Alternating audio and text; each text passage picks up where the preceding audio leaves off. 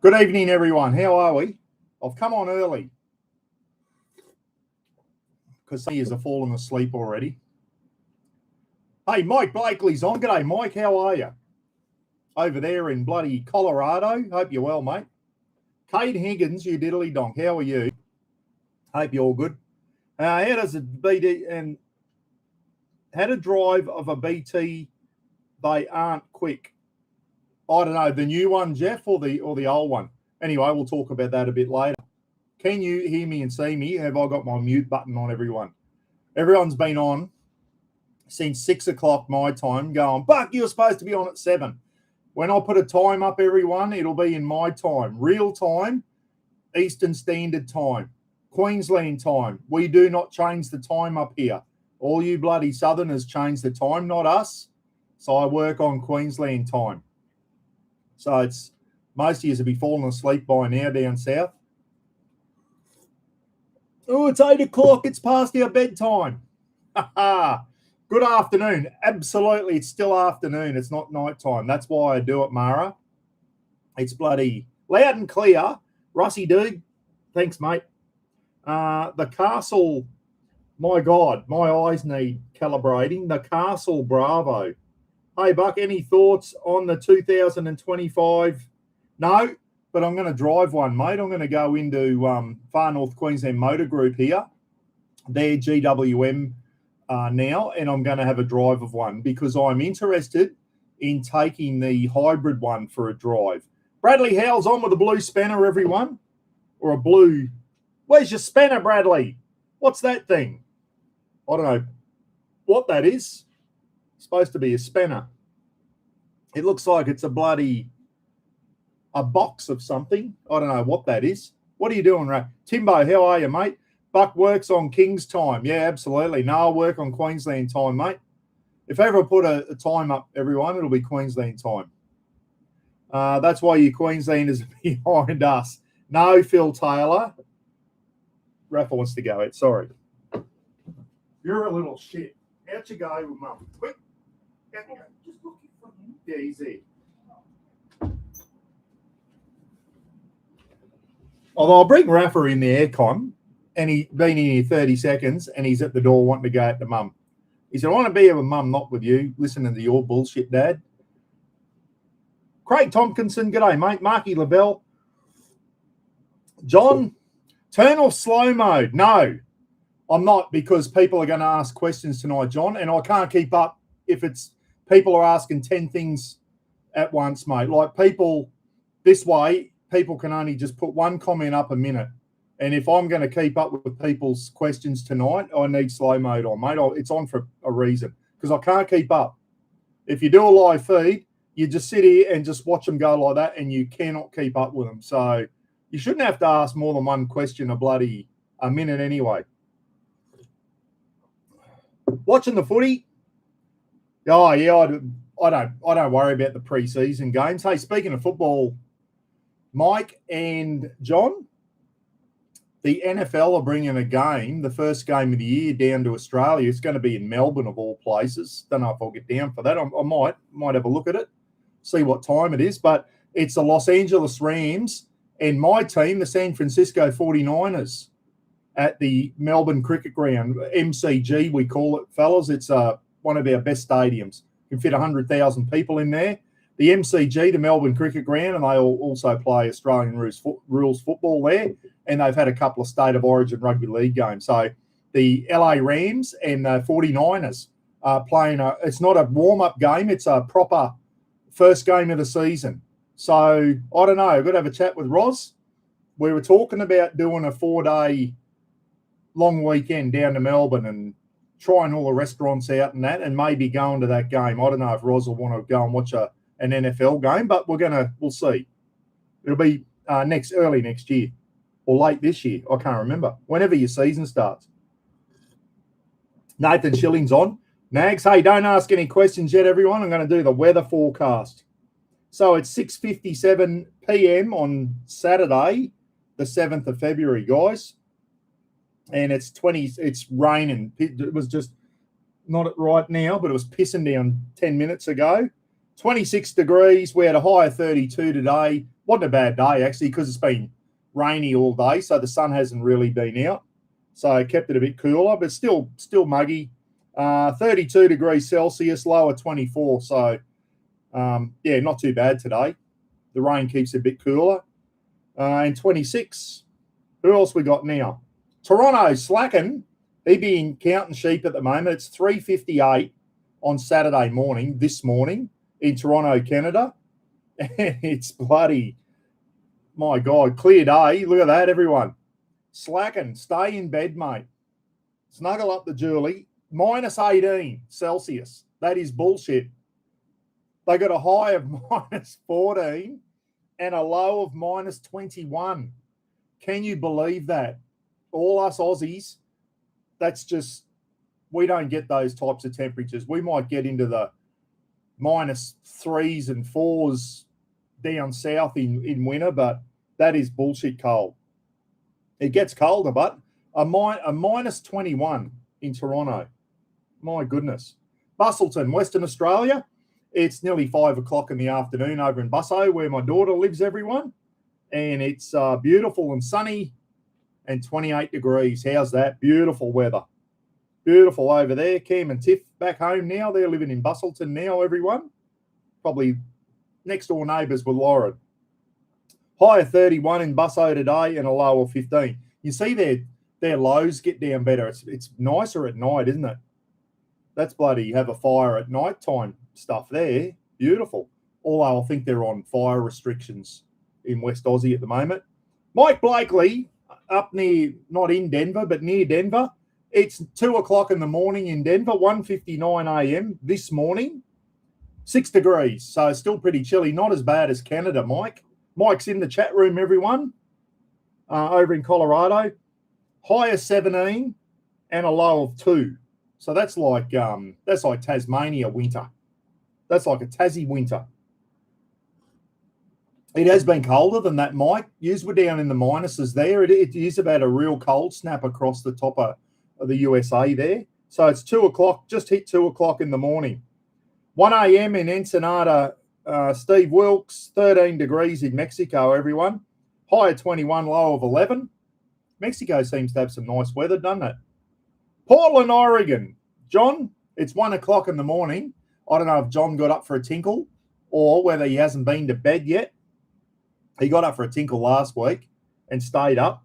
It's scattered clouds, 5 degrees Celsius. I don't know what that is in Fahrenheit, mate.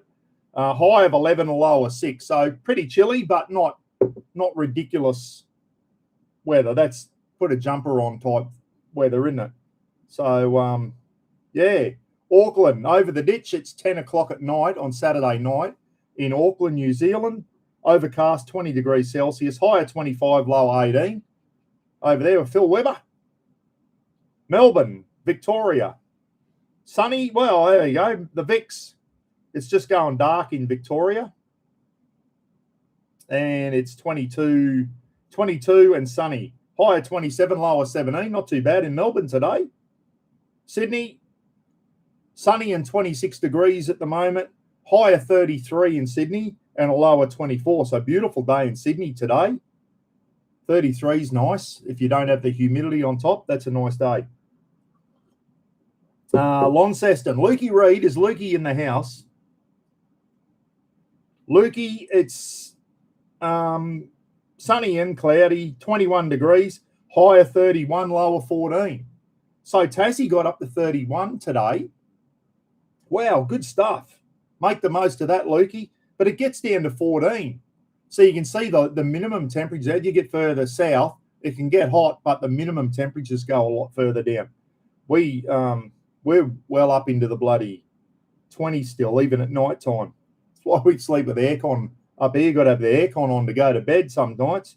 Adelaide, 7:32 Saturday night, half hour behind us, 29 and cloudy in Adelaide at the moment. Darwin, 6:32 at night, 30 degrees. Darwin, it goes from 31 maximum to a low of 25. So as you see, when you get further north, the minimums are a lot higher, aren't they? We don't get that cool relief. Perth, same as Busselton, 31 and fine in Perth.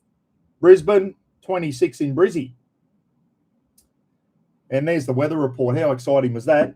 Speaking of Brisbane or the Gold Coast, Rob the Wanderer's helping Jean at the Shady Gear stall, everyone, so which is good. Now, listen, I've got a few points to bring up, and then I'm going to answer some questions.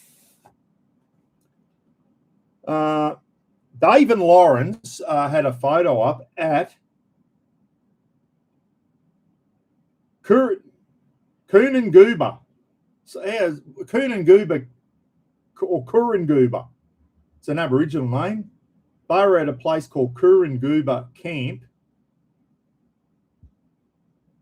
in the Copper Tea Valley. It's north of the Blue Mountains, and it looked absolutely magnificent. It's National Park. It's north of the Blue Mountains, everyone. And the campground was absolutely magnificent. The beautiful mountains in the background, green grass. Yeah, so there you go. Hey, the Olympics, the Brisbane Olympics, guys, is already blown out from 4.96 billion to 7.1 billion. And they haven't started building shit yet. How's that work? Unbelievable. Oh yeah, the My iTech World battery box, everyone, in the shed, not the one in the BT50, although one of them's broken.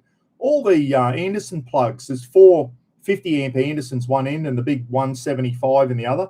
The Anderson plugs went all brittle and all cracked, just disintegrated.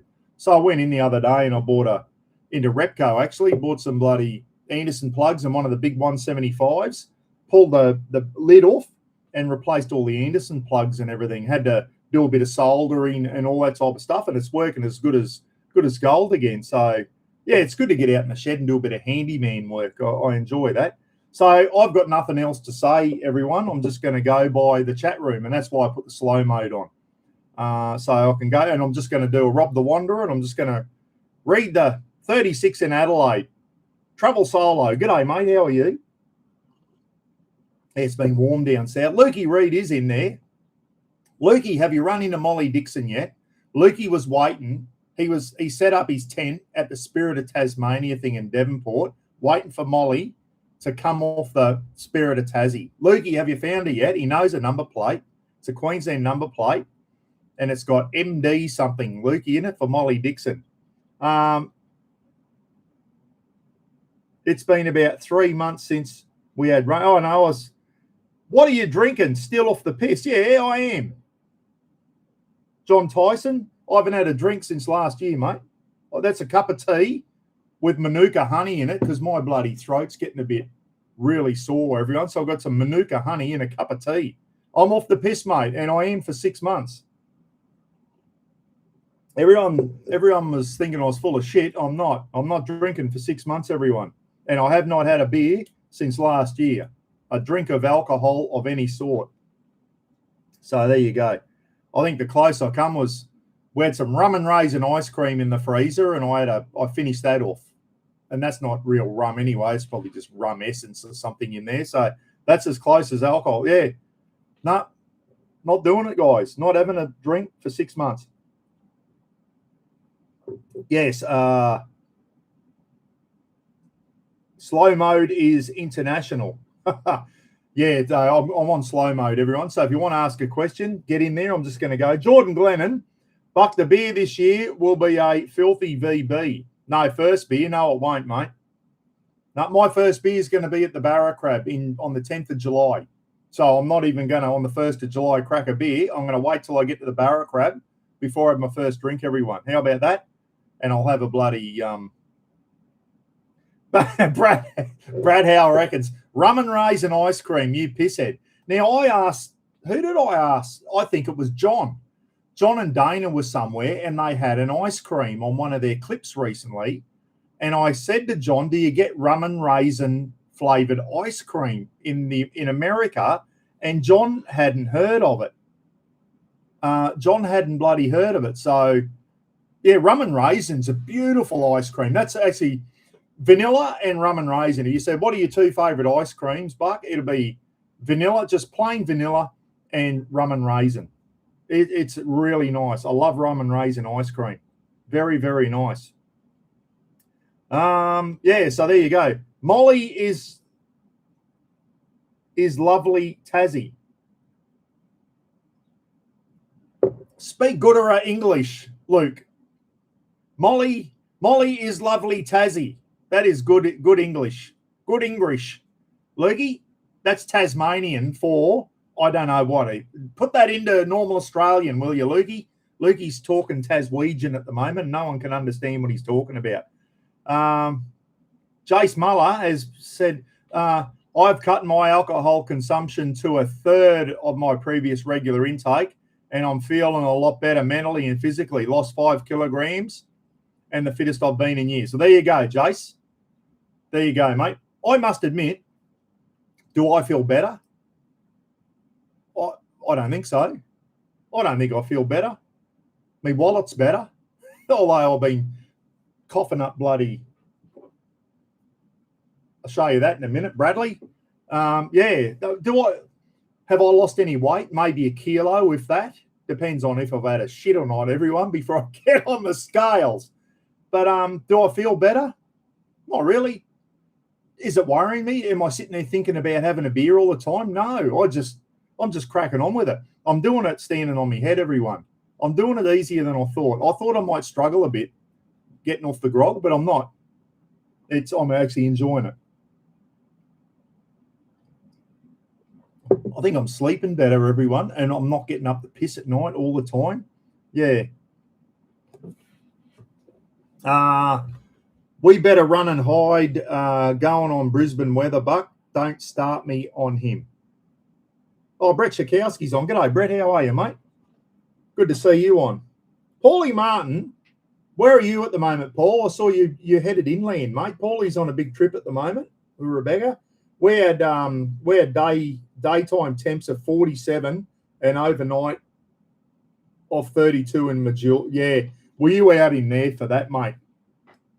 That was Mildura was getting cooked. It's a wonder your caravan didn't melt.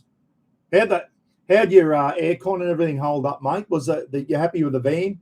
Paul and Rebecca have got a new van, everyone, and it's a bloody beauty. It's a Jayco, very, very nice van. So, yeah, that's bloody good. Hopefully the aircon kept up okay, mate. Hopefully you're on 240 and you could use the aircon, or you wouldn't be able to sleep in a caravan in 47, would you? It'd be impossible. Lorna McMillan said 100% you sleep better off the grog. Yeah, and I think I am sleeping better. I'm not getting up for as many tinkles. I've noticed it. You know, you go once a fortnight and you grab a carton of 30 beers and a bottle of vodka or whatever, and you know there's $100 and something bucks, everyone. Like it adds up, that shit. Renmark hit 50.1 Celsius last week. That is ridiculous. Renmark 50. I didn't know anywhere hit 50. I saw a lot of 49 point somethings. I hadn't seen a 50. That's the first time I've heard of 50 degrees Celsius. John, is 120 Fahrenheit maybe? Google. What is 50 degrees Celsius in Fahrenheit? Come on, Mr. Google. 122 degrees. 50 degrees Celsius is 122 degrees Fahrenheit. That is hot. 38's 100 in the old scale. We call Fahrenheit the old scale because we used to be on Fahrenheit back in the 70s and the 60s. Paulie's saying the caravan's going fantastic. Air conditioner going all the time. Yeah, you'd have to be on 240, mate, or you'd have to have a generator with you in that heat. It's ridiculous. Alcohol, Jace Muller said, alcohol decreases your REM sleep. REM was a band, weren't they? The body needs REM sleep to recover. What's REM sleep, Jace? I have no idea what that is. REM was a band to me. REM sleep. Not sure. Steve Hill, why are you off the piss? What you have to... Steve Hill's talking bloody Taswegian as well. Why am I off the piss? Mate, I was just sick of spending money on it, and it wasn't doing much for me, and I was just bloody becoming a bad habit. Every time I did a cook-up, beer, do a live feed, beer. It was just coming a bad habit. And I just thought, you know what? I drank too much piss in the army as a copper. And, mate, I just wanted to prove to myself I can bloody stop drinking it for 6 months. Not doing it for anyone else but myself, mate. And I wanted to try and lose a bit of weight. So I've been going to the gym. I am feeling a bit lighter. I've lost about 1 kilo, everyone. It's not great, but I don't feel as bloated. So I am feeling better at the end of the day. It's not like a miraculous miracle type better, but I am feeling better. Been out mowing the lawn and working out the yard and all that type of stuff, guys. So, yeah, mixing concrete. Did a bit of concreting the other day. Sleep, rapid eye movement. REM sleep, rapid eye movement. Well, I've never heard of that before, I must admit. Unbelievable. Mark's Terry G's on. Booked the Pajero in for the service on Monday and looking at taking off in the van soon. Can't wait. Yeah, Terry and Robin are hitting the road. And I put the BT50 in the other day. I had a bad vibration coming up through the right-hand side. I thought it was something to do with the snorkel. When I was towing the van under load, I get to about 90 and all these horrible noises and whatever. There was something to do with the snorkel. It had nothing to do with that. It was the vibrations coming up from the engine because the engine mount was cactus, you-know-what-us, everyone. And here it is, Brad. That's my engine mount. Look at it. That's the hard rubber. It was snapped totally because I put the breaker bar under and you could see it totally snapped through. So at certain speeds and when the engine was under torque, it was sending vibrations up through. So I think we've solved the problem. So I can now tow the caravan without horrible noises happening, all because of an engine mount. He didn't do the left-hand side one, if you're going to ask, because he said be more money, more time. And he said the right-hand one is where all the torque happens. Brad, if that makes sense to you, mate. So I was on to Brad going, mate, what? I thought it was something to do with my snorkel or the air intake and all that because it was the vibration was coming right up through my snorkel. And that's what it was. It was the right-hand engine mount had basically disintegrated. That was it. It had totally snapped through, everyone. That's a hard rubber block there. And, at the end of the day, who was it? Someone said to me the other day, I forget who it was now. Who cares? Like $612 later. So it wasn't cheap, but it's better than a new turbo or something. And someone said, you've done $260,000. Things wear out. I don't mind replacing stuff on the four-wheel drive, wear and tear type stuff. As your vehicles get older and you use them as four-wheel drives and that, things wear out and you've got to replace them. I don't mind preventative maintenance, and if something goes because it's just got old, I'm happy with that. We all know if you go and see a mechanic, it's not cheap. $612 must have been a few hours labour in that. They have to jack the engine up and to get the engine mount and all that type of stuff. Mind you, he came for a drive with me the other day and actually spent a half an hour in the car with me listening for the noise and all that. So it was good, and he's fixed the problem now. So Jim Newman saying he paid, or Nauman, sorry, paid $74 for a box of Great Northern Super Crisp yesterday, $64 last month. There you go, $10 extra. And that was another reason I gave up. I was in the bottle shop one day and cartons of 30, I just get cans of beer, a block of 30 cans of beer, and they were up here, everyone, they were touching $70, going close to $70 a carton. And I thought, you know what, I'll just get to the stage now where I just refuse to pay that. I begrudge paying that. I went with Gidgy. We went into the bloody Brisbane Mall and it cost us $32 for 2 beers. 2 pints. It was pints. 2 pints of beer, $32. And I thought, how can anyone afford to go out to nightclubs and that now and get in a shout with your mates like we used to in the old days? You go out with 4 mates and you get in a shout and you might come back $100 down. Now it costs you $100 for a friggin' one shout. It's just bullshit. And that's why I just drank it. And then I just said, nah, bugger it. So when I do go back to drinking, everyone, I said to Roz the other day, I said, I'll have a beer if we go out for a countery somewhere or if I go to a barbecue. I'm not going to have beer in the fridge at home. I'm just going to have a beer when I go out. Or if I go camping, I'll have a beer after the 6 months is up, that is. So, yeah, as I said, I'll tell you the other thing I'll be giving up soon is coffee.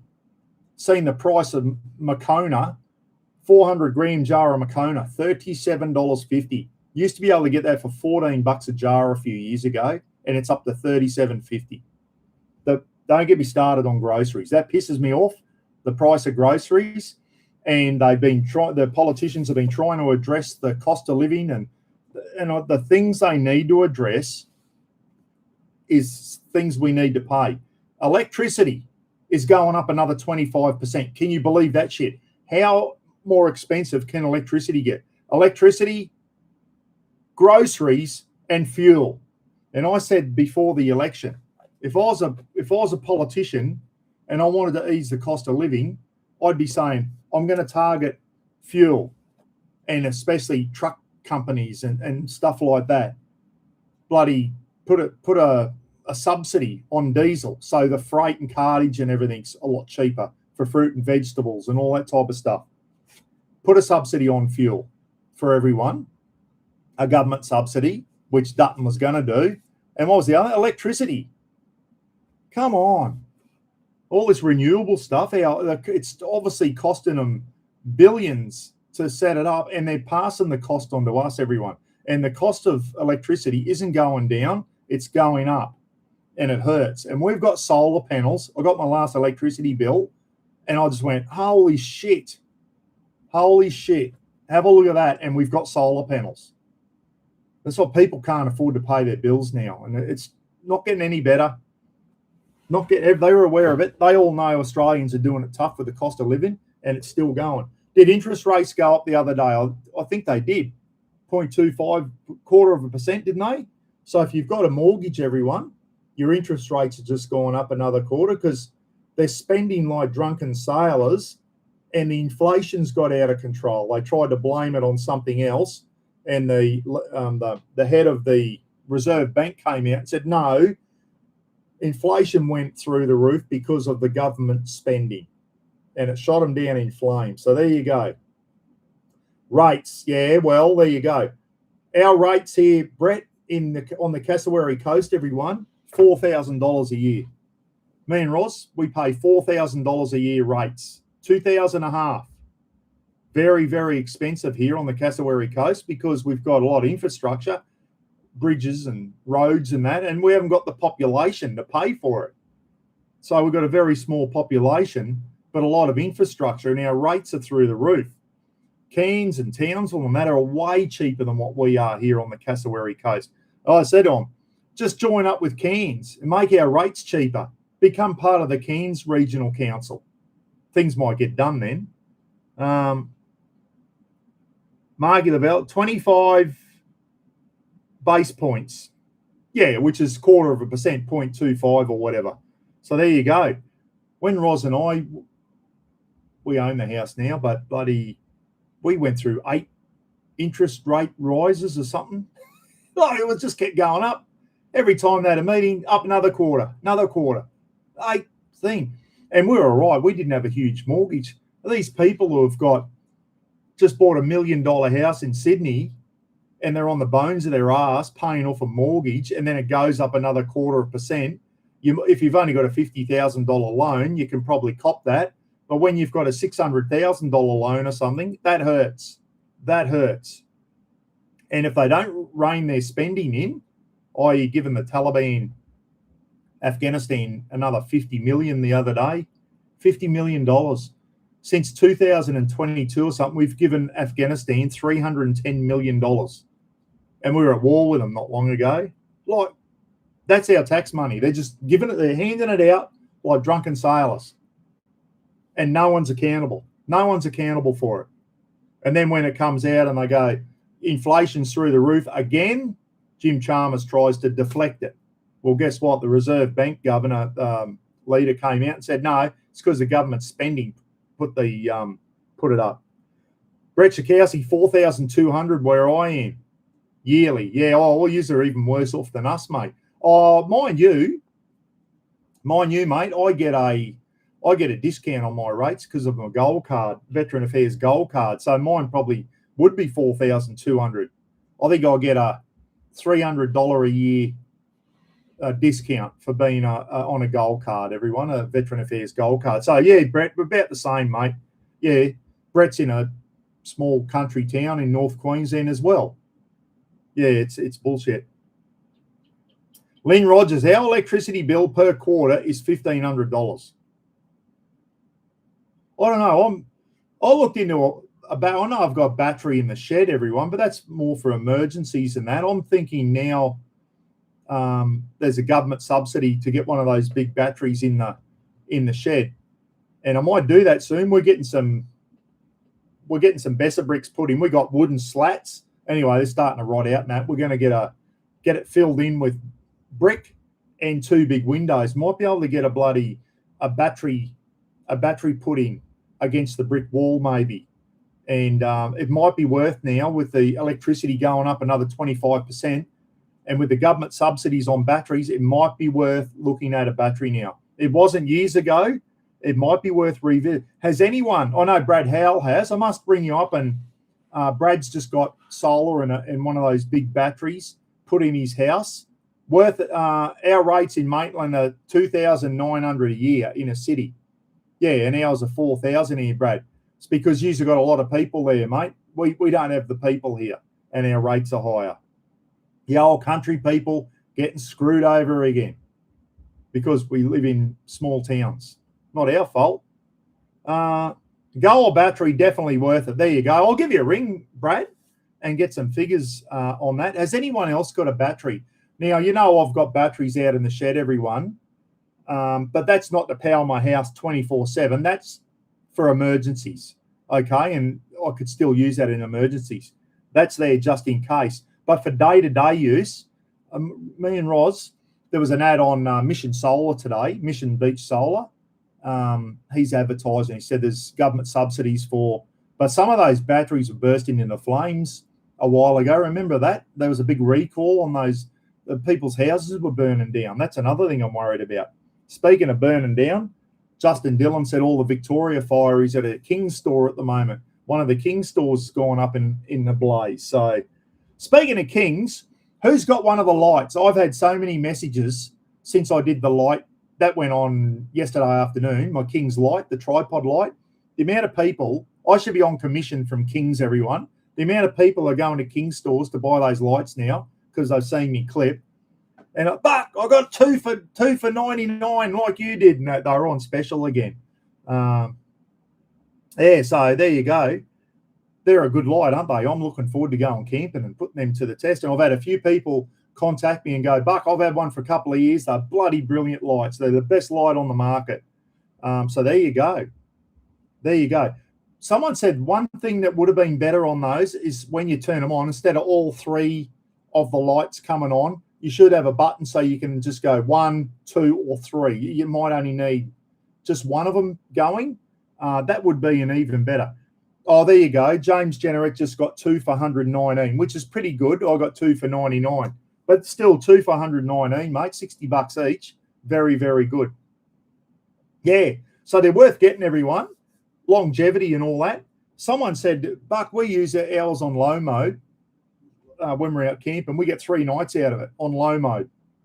Obviously, they only have it on when they need to, when they go to bed, turn it off. And then you recharge it up on USB-C during the day, or bloody put it on one of your little Blue Eddy power packs or your Jackery or something like that.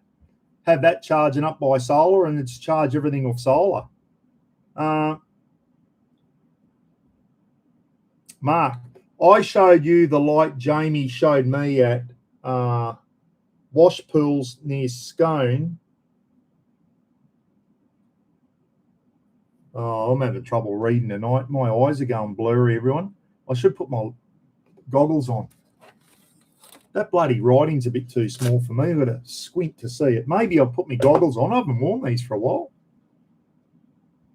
Justin's on it, actually, everyone. How do I look? There, that's better. King's lithium setups are questionable. That's all I'm saying from experience. Yeah, I know. All lithium batteries are dodgy, mate. I remember in the army, Justin, we had lithium batteries for our radios, and the RAFies hated flying with them. They had to be dangerous cargoed, and they used to, on the Hercs, they used to sit them on the last pallet of the Herc, and if any smoke started coming out of them, down went the ramp, and the lady had kicked the whole pallet of lithium batteries straight out the back of the C-130. So, yeah, they go up, you lose your aeroplane. So the RAFies were very, very brutal. I used to be one of the best courses I did in the Army was a dangerous cargo pack accept all course, or something it was called. So we used to pack dangerous cargo to go on road and aircraft, mainly aircraft, because I had to fly a lot of lithium and fuel and ammunition and explosives and all that type of stuff, especially when the boys went to Afghanistan and all that type of stuff and overseas. And I was supposed to go to Afghanistan, the very first bloody deployment, and the boss come down and said, Buck, we can't take you to Afghanistan. This is just after the planes went into the tower and the SAS boys went over. He said, you'd be going, but your posting order to Papua New Guinea's come through and we can't take you. So I was spewing on that. I would have got to run over to Afghanistan. But anyway, I was there to pack all the gear up and get it on the aircraft, and where to send bloody lithium batteries was one of them. And we had to go through a big, thick book called the IATA. And that was the dangerous, and the civilians work, it's a civilian publication. And it was, you had to do all your maths, and certain categories of stores weren't allowed to be on the same pallet as other stores. It was a very, very in-depth course, and you had to know your stuff because it was to do with safety and flying in aircraft. And if an aircraft went down because you've packed something wrong on a bloody pallet, you'd be liable. So that was a very, very good course, that one of the best courses I did in the Army. Dangerous cargo course, packing them on to go on RAF aircraft. Really, really good. So, yeah, I got all the gear over to the first deployment in Afghanistan.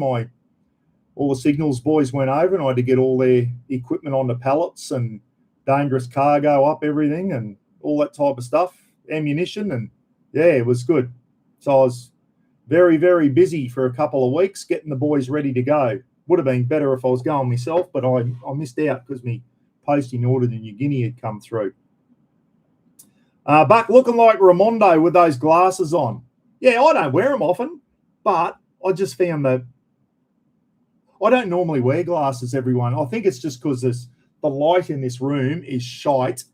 And anyway, this is just helping me read your thing. So if you've got any questions, everyone, I've got no agenda tonight. I said ask a question in the chat room and I'll answer it. If you want to ask a question about camping or my favourite bit of camping gear or some of my favourite places, or just ask anything. If I don't know an answer, I'll just make something up and make it sound good. You know how I rock and roll. Hey, did everyone see the plates? How many plates are coming? There's about 3 pallet loads of them. Unbelievable. 2,000 plates about to get on a ship, which is good. And hopefully those shirts should be here. I'm hoping next week, everyone, the Fecky shirts. So I've got all the bags. I'll show you. Have a look at this. Speaking of the cost of shit, all the express bags, there they are. Have a guess how much those express bags cost me the other day, everyone. The small, medium, large, and 4 extra large. Those express bags, there's about 90 odd there. About 90. $1,700. It's $1,700 worth of express bags there. That's why I charge everyone for them. It's just few people haven't paid yet too. So anyway, I'll have to, when I go to pack their shirts up and they haven't paid, I'm going to have to ring them and go, have you paid yet? So I had to dig into a bit of my own money to get those bags there, everyone, because there's still about 3 or 4 outstanding things. Jordan Glennon, 1,700. Yeah, you only knew that, Jordan, because I put it on Facebook, you diddly donk.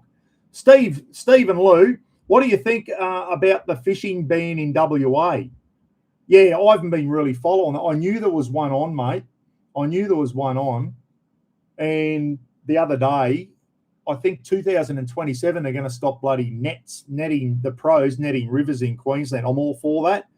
There's people who are going to go, oh, cost of seafood is going to go up now. Or maybe dickheads like me can catch a fish if the pros stop netting the rivers.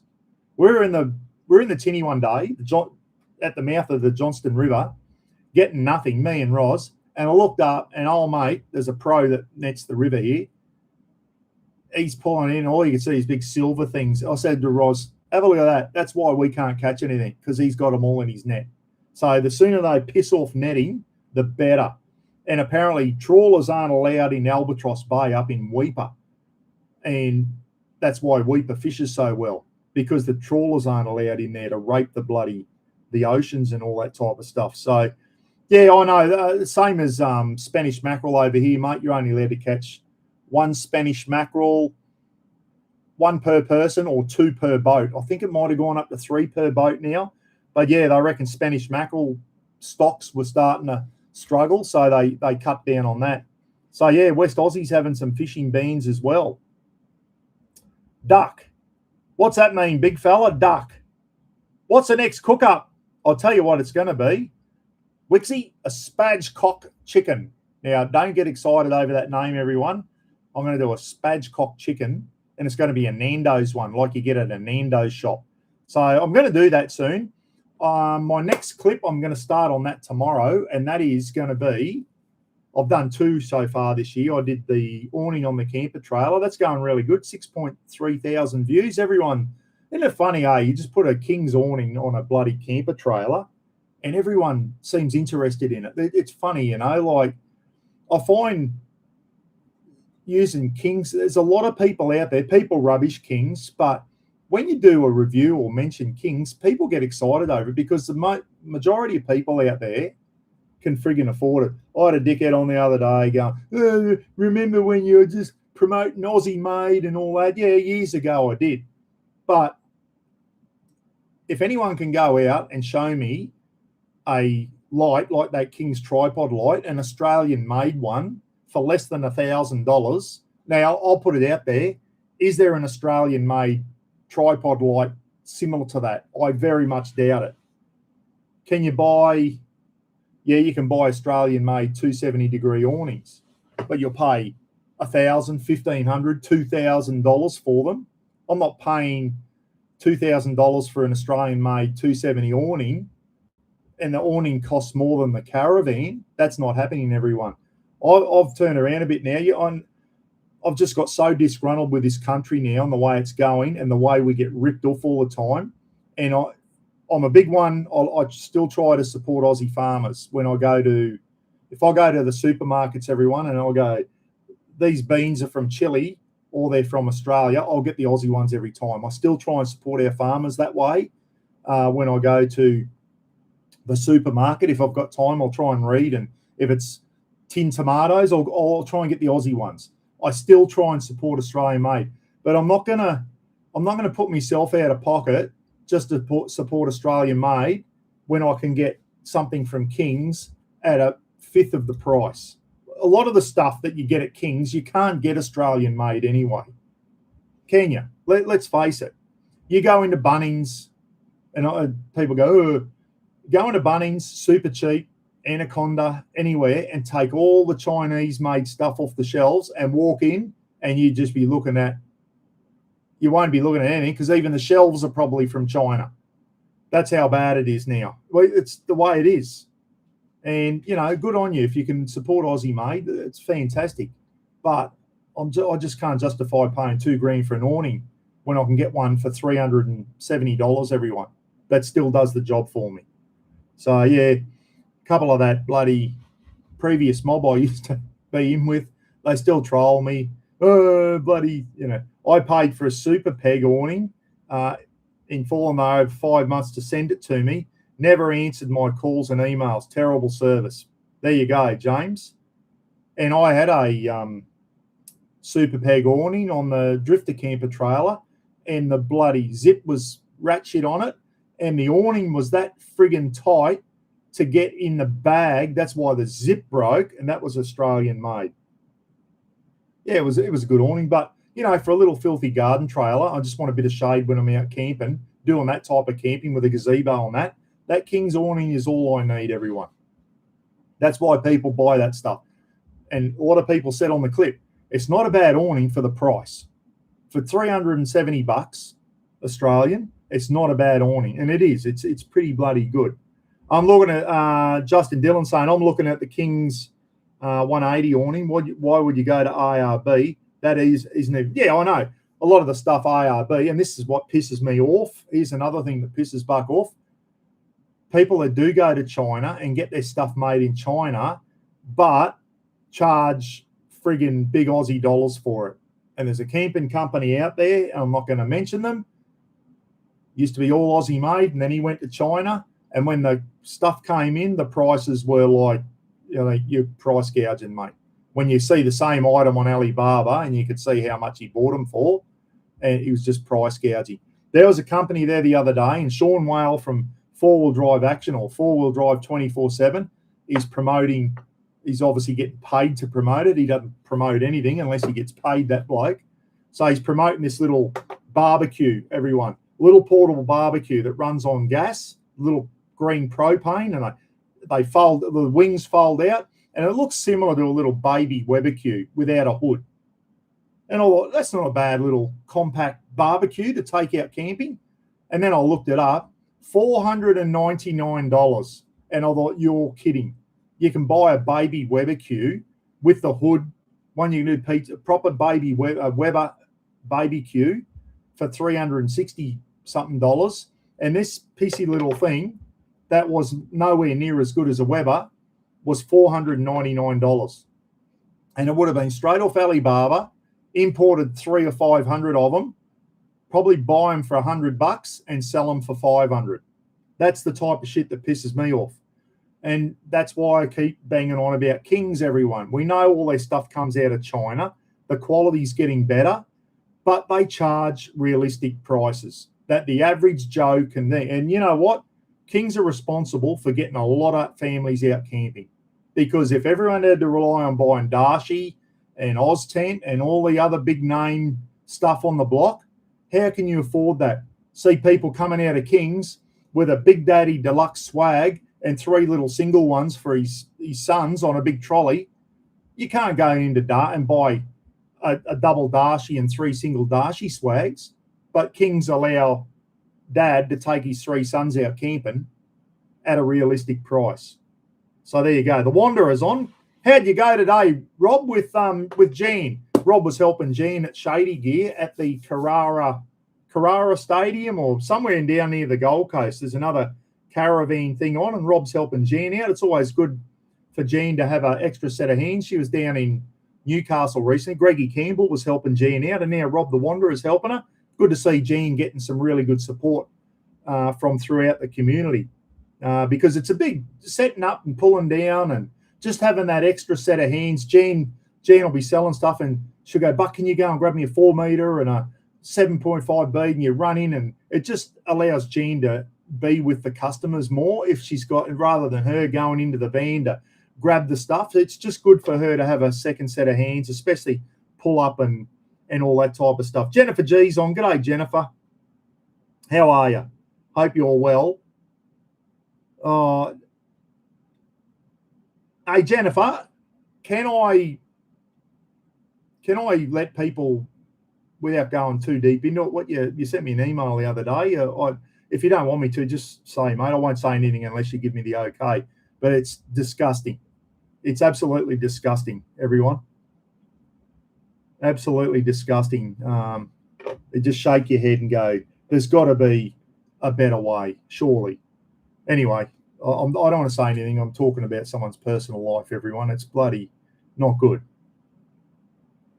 We all know Jennifer's got a disabled son. And bloody hell, there's not a lot of support out there for people sometimes, everyone. Not a lot of support out there. It's pretty sad when you hear the story behind it. So anyway, yeah, so I keep banging on about Kings and people going, oh, you're rubbish and Kings. Many, many, many years ago, everyone, the Kings mob at Brendale did a bit of a filthy trick to Drifter, and I didn't agree with it. They went in and bought some Drifter bags, and then not long after, some canvas bags came out that looked just like the Drifter ones, and they went to China. And it was the people at that store at the time. I thought that was low form, and I paid out on them for that. But that was 10 years ago, everyone, and I gave Kings a bit of a blow up about that.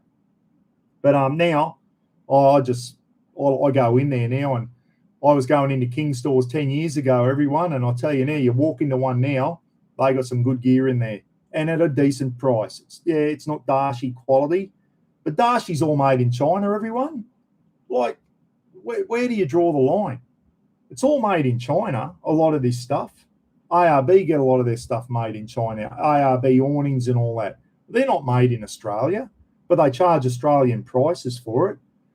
Yeah, back in the day, Kings used to be Tigers 11. Don't know if it's still, if you bought something from Kings in the old day, Brad, which I did. Remember the Tigers 11 used to sponsor four-wheel drive action, and then it became Adventure Kings. But if you bought something, a Ruthie Skillet or whatever from Adventure Kings, it had the Tigers 11. I don't think it still comes up as Tigers 11. I think they moved on from that now. Greggy Campbell was great. Plenty of sales, which was good to see. Love working the shows and chatting to everyone back there tomorrow. Yeah, it is good, Rob. It is good having a chat with people come in, asking questions and that. And someone put a thing on the Jayco the other day about the sun hitting the western side of their caravan. And they said, how do we stop? Our fridge isn't working efficient because the western sun's belting in on that side. And I just said, watch this clip, everyone. Watch my clip. Sail track, shady gear, keeping the shade off the western side of your caravan, lets your fridge run. I said, this is the answer to your question. You can't get any, this is it. This is what you need to do. But some people, and that's the whole idea I do a lot of my clips, is to try and share information with everyone. And hopefully they watched that and went, that's exactly what we want to do. We want to keep the sun off the western side of our caravan because it's belting in. Our three-way fridge isn't working efficient because of the sun hitting it. You put a shady gear Sikaflex on a sail track. They might already have a sail track there. Buy a shady gear wall and bloody keep the sun off the side of your caravan. It makes a massive difference. So hopefully they watched my clip. I just put the link to my, I said, watch this. This is the answer to your question. I didn't go back to see if they watched it at all, but hopefully, yeah. I have two Tigers 11 awnings on the vehicle bought over 10 years ago, and they're still going strong. Bella Jess, there you go. There you go. The old, and that's back in the days, Tigers 11. That's when stuff was coming out of China, and it was cheap and nasty. Some of the gear was cheap and nasty back in those days. It's getting better now. That 270 Kings awning, yeah, it's not as strong as bloody some of the Aussie ones, but it's bloody for the price. It does the job. Brad Howe saying, I was talking shady gear up at Halifax Park the other day after Severin Pete commented on my awning on the van. Have you got the shady gear on the van, Brad? Yeah, it's good, mate. It's good stuff. And that's why I helped Jan out. I purchased my first shady gear wall. I saw her in Brisbane and I thought, oh, geez, they look good. And I said to Jan, I didn't know Jan at this stage, I said to her, do you come up to Cairns by any chance? And she said, yeah.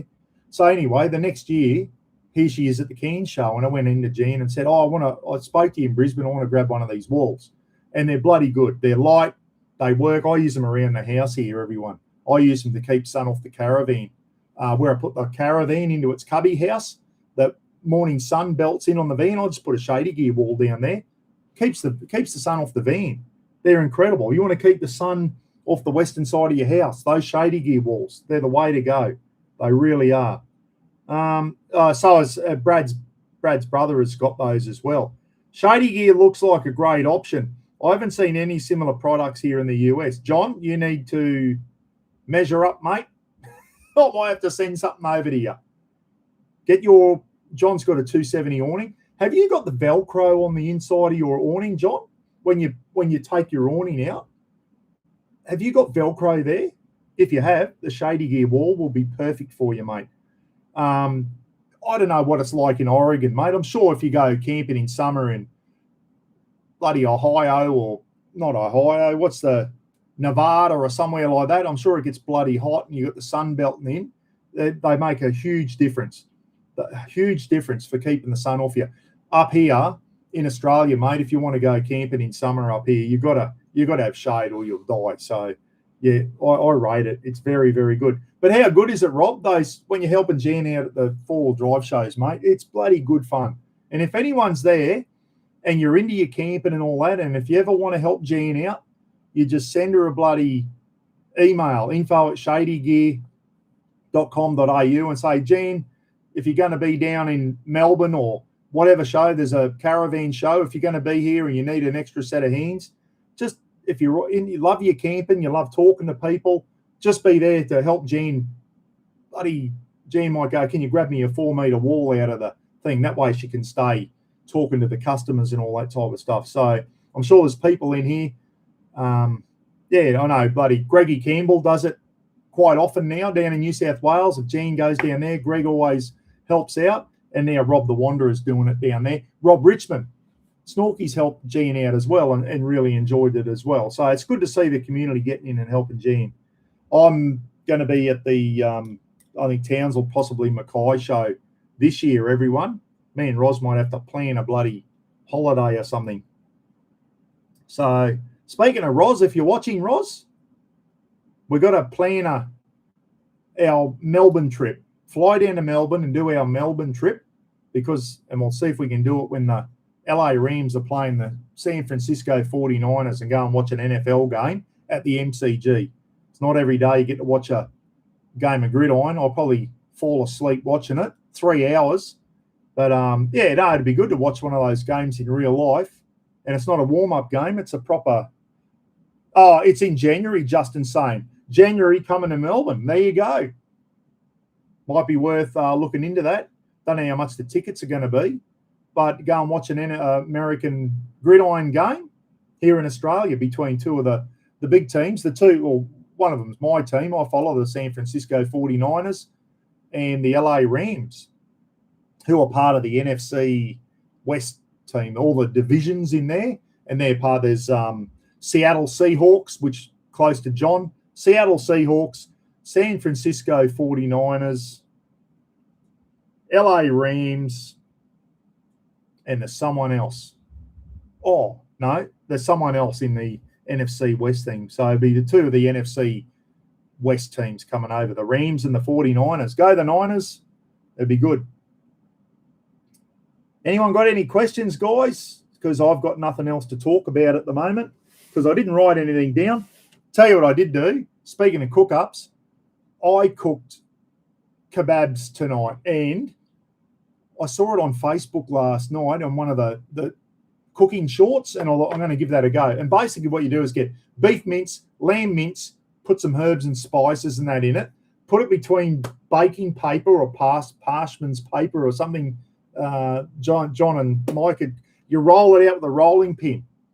Then you take the top sheet off so it's nice and thin, and then you just roll it up, put it in the oven in a baking dish, and you bake it for about half an hour, and then you can take the baking paper off and just put another 5 minutes in the oven just to crisp it up a little bit, and it comes out like, you know how they slice the meat off when you go to a kebab shop, and it's those long, thin slithers of thing. Anyway, I did that in some souvlaki wraps with some sour cream or Greek yogurt, bit of lemon juice, tomato, onion, and the meat on there, and it was just like having a souvlaki or whatever. Very, very nice. So I might do a backyard cook-up doing those.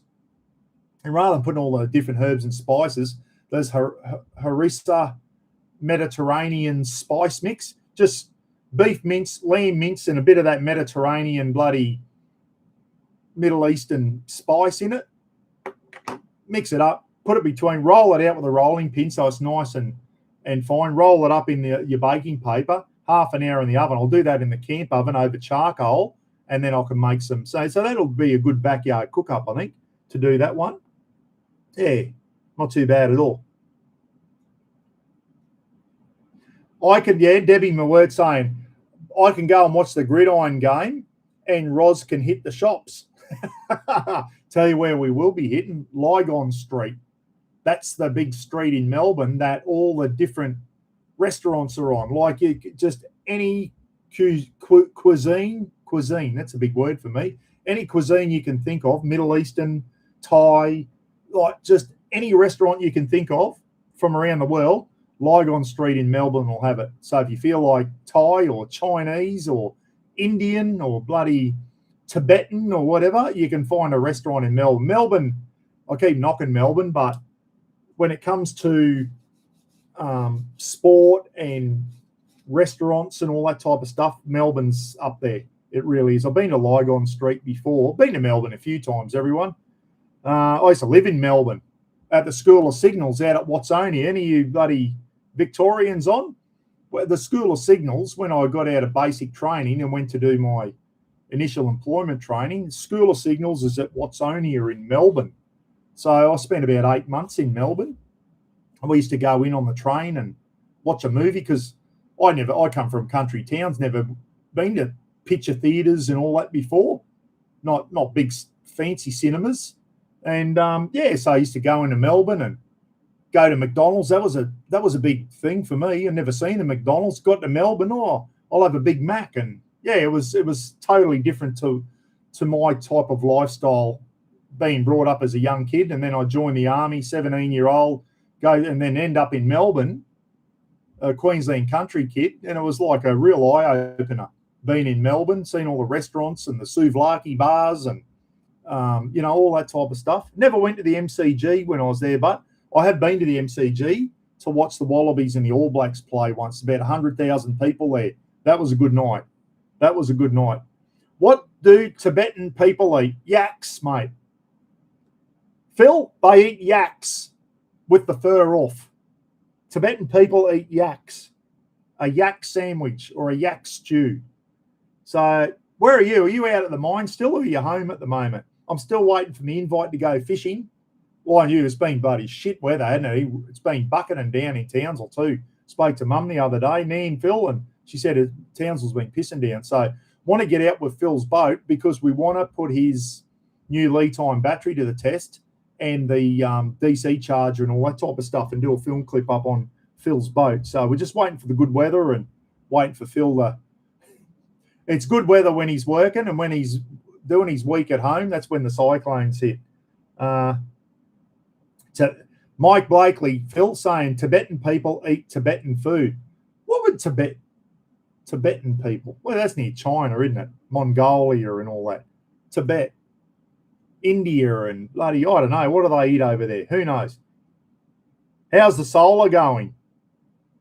Yeah, I don't know. I want to do that. Phil sent me a few things, Brad, he's got the kick-ass solar controller and the solar panels on the roof, so he's charging his battery up when the boat's in the shed. It all seemed to be working really good. Phil seemed pretty happy with it, Brad. Everything seemed to be working. Justin's been doing some Googling for us, guys, reference the American football. Mike and John, were you on when I said that the LA Rams and the 49ers are coming to Australia to play their first game next year? It's not a warm-up game. It's the first game of the season, I think. Rams 49ers, which is going to be a really good game. So, I don't know. Me and Roz, January next year, me and Roz might have to plan a bloody Melbourne trip. Go and watch the game and hit some restaurants and have a look around Melbourne. We haven't been away together for a while, so that might be Roz will be in there going, you haven't bloody discussed it with me, now you're telling the whole world. I only just thought about it then, Roz. I thought about it then.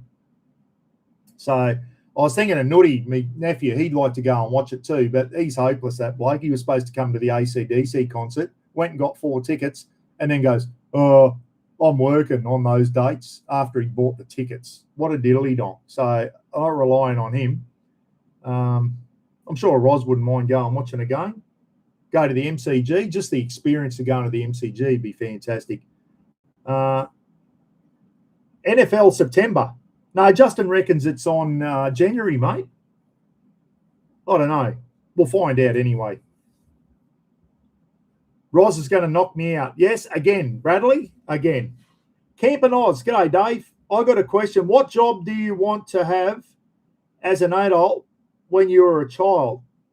I did it, mate. The army. That's all I ever wanted to do. No one's ever asked me that before. From the time I was 5 years old, I wanted to be in the army. I don't know why. I was just something I was fascinated with. When I was a young fella out Saratnat in primary school, I used to do gun pits. Remember in the days, Brad, all you old guys, who played army back in the 70s and the 60s, who played army with their mates in the backyard at night time and hiding and pretending to shoot it? Like, who played army in the backyard? That's what boys did back in the day before computers and all that type, social media and all that type of shit. We used to go out and either play sport or as young boys playing army and that. I remember our house in Surat was a big old Queenslander. It had a back balcony on it. I used to tie a rope off to the top of the balcony and I'd tie it around my waist and rappel down from the top balcony on the house like I was a commando or something. I was fascinated with the army from the time I was a young boy.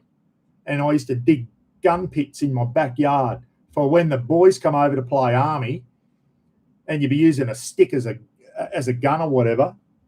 You'd make teams and all that, and they'd be the Germans and you'd be the Aussies or whatever. And I used to have gun pits in my backyard. I'd dig a gun pit to hide in and shit like that. So, Dave, I did it. I always wanted to join the army, mate. And as soon as I turned 17, that's what I did. I went into the army and I enjoyed it. I had a great 20 years. Didn't really get to do the job I wanted to do when I was colorblind. Didn't know I was colorblind. When I went to do my army testing, that's when I found out I was colorblind.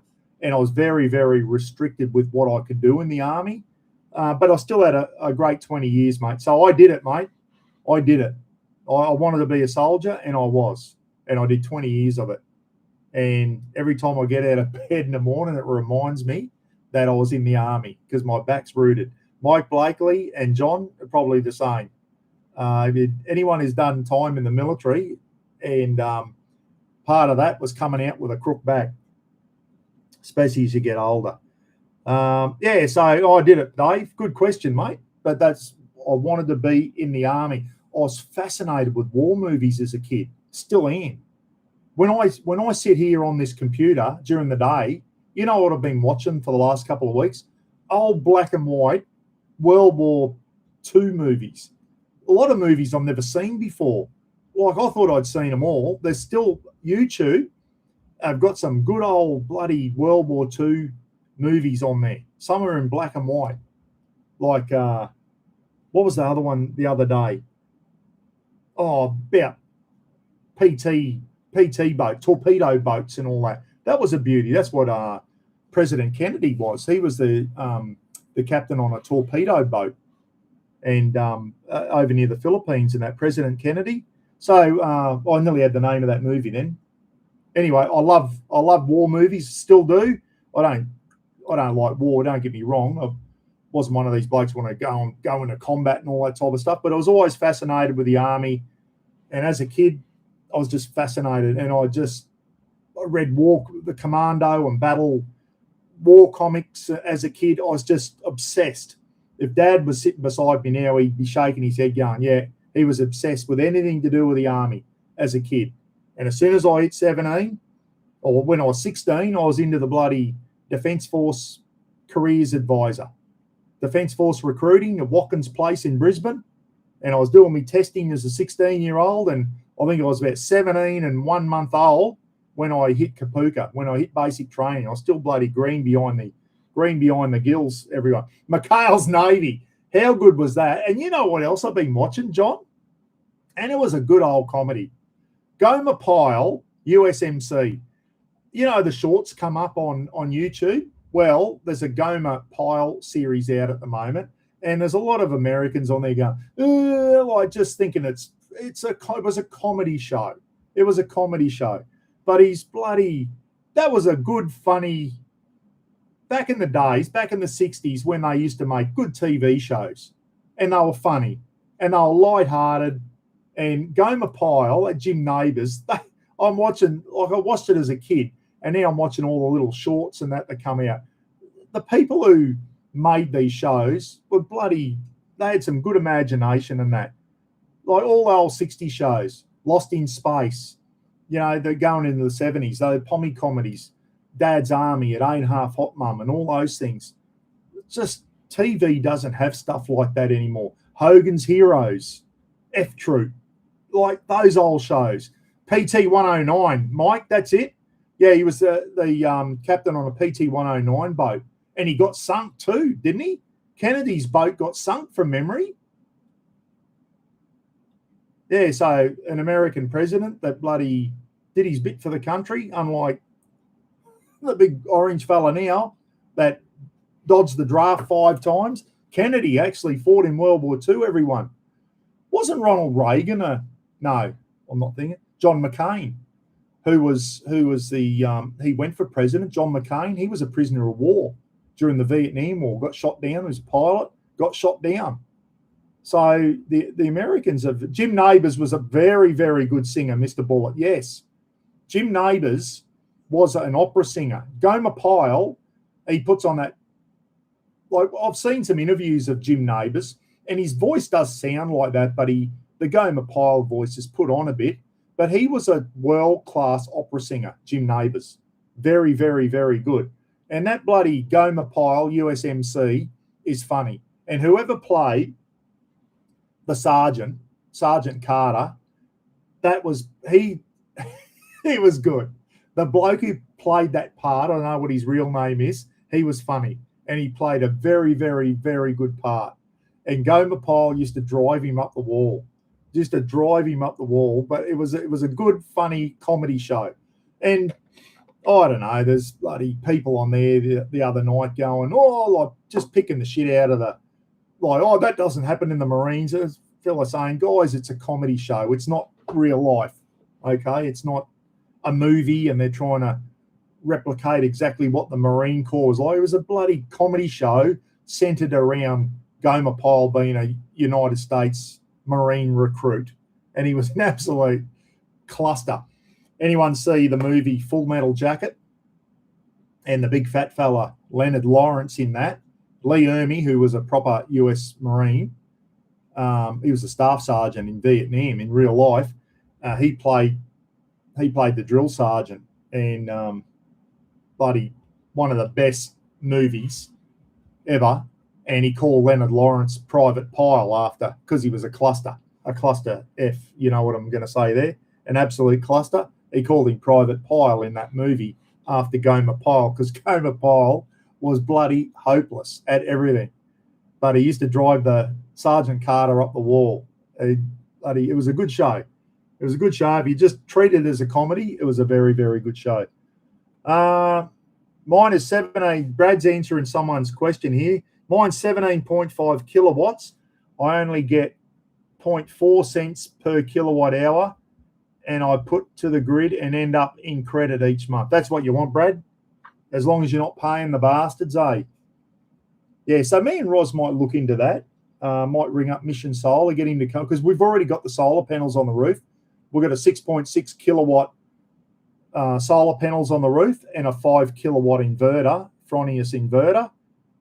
Maybe now, with the price of electricity going up, it might be, and the government subsidies, now might be the time to look into getting a big battery, one of those Tesla batteries. Phil, my son Phil, how's yours going, mate? Phil just got solar panels and a Tesla battery put on at his house in Townsville.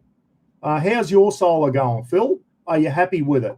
Or have you had a couple of bills since have you noticed your bills since you put your thing in? I should be bloody talking to my son more and asking him how his is going.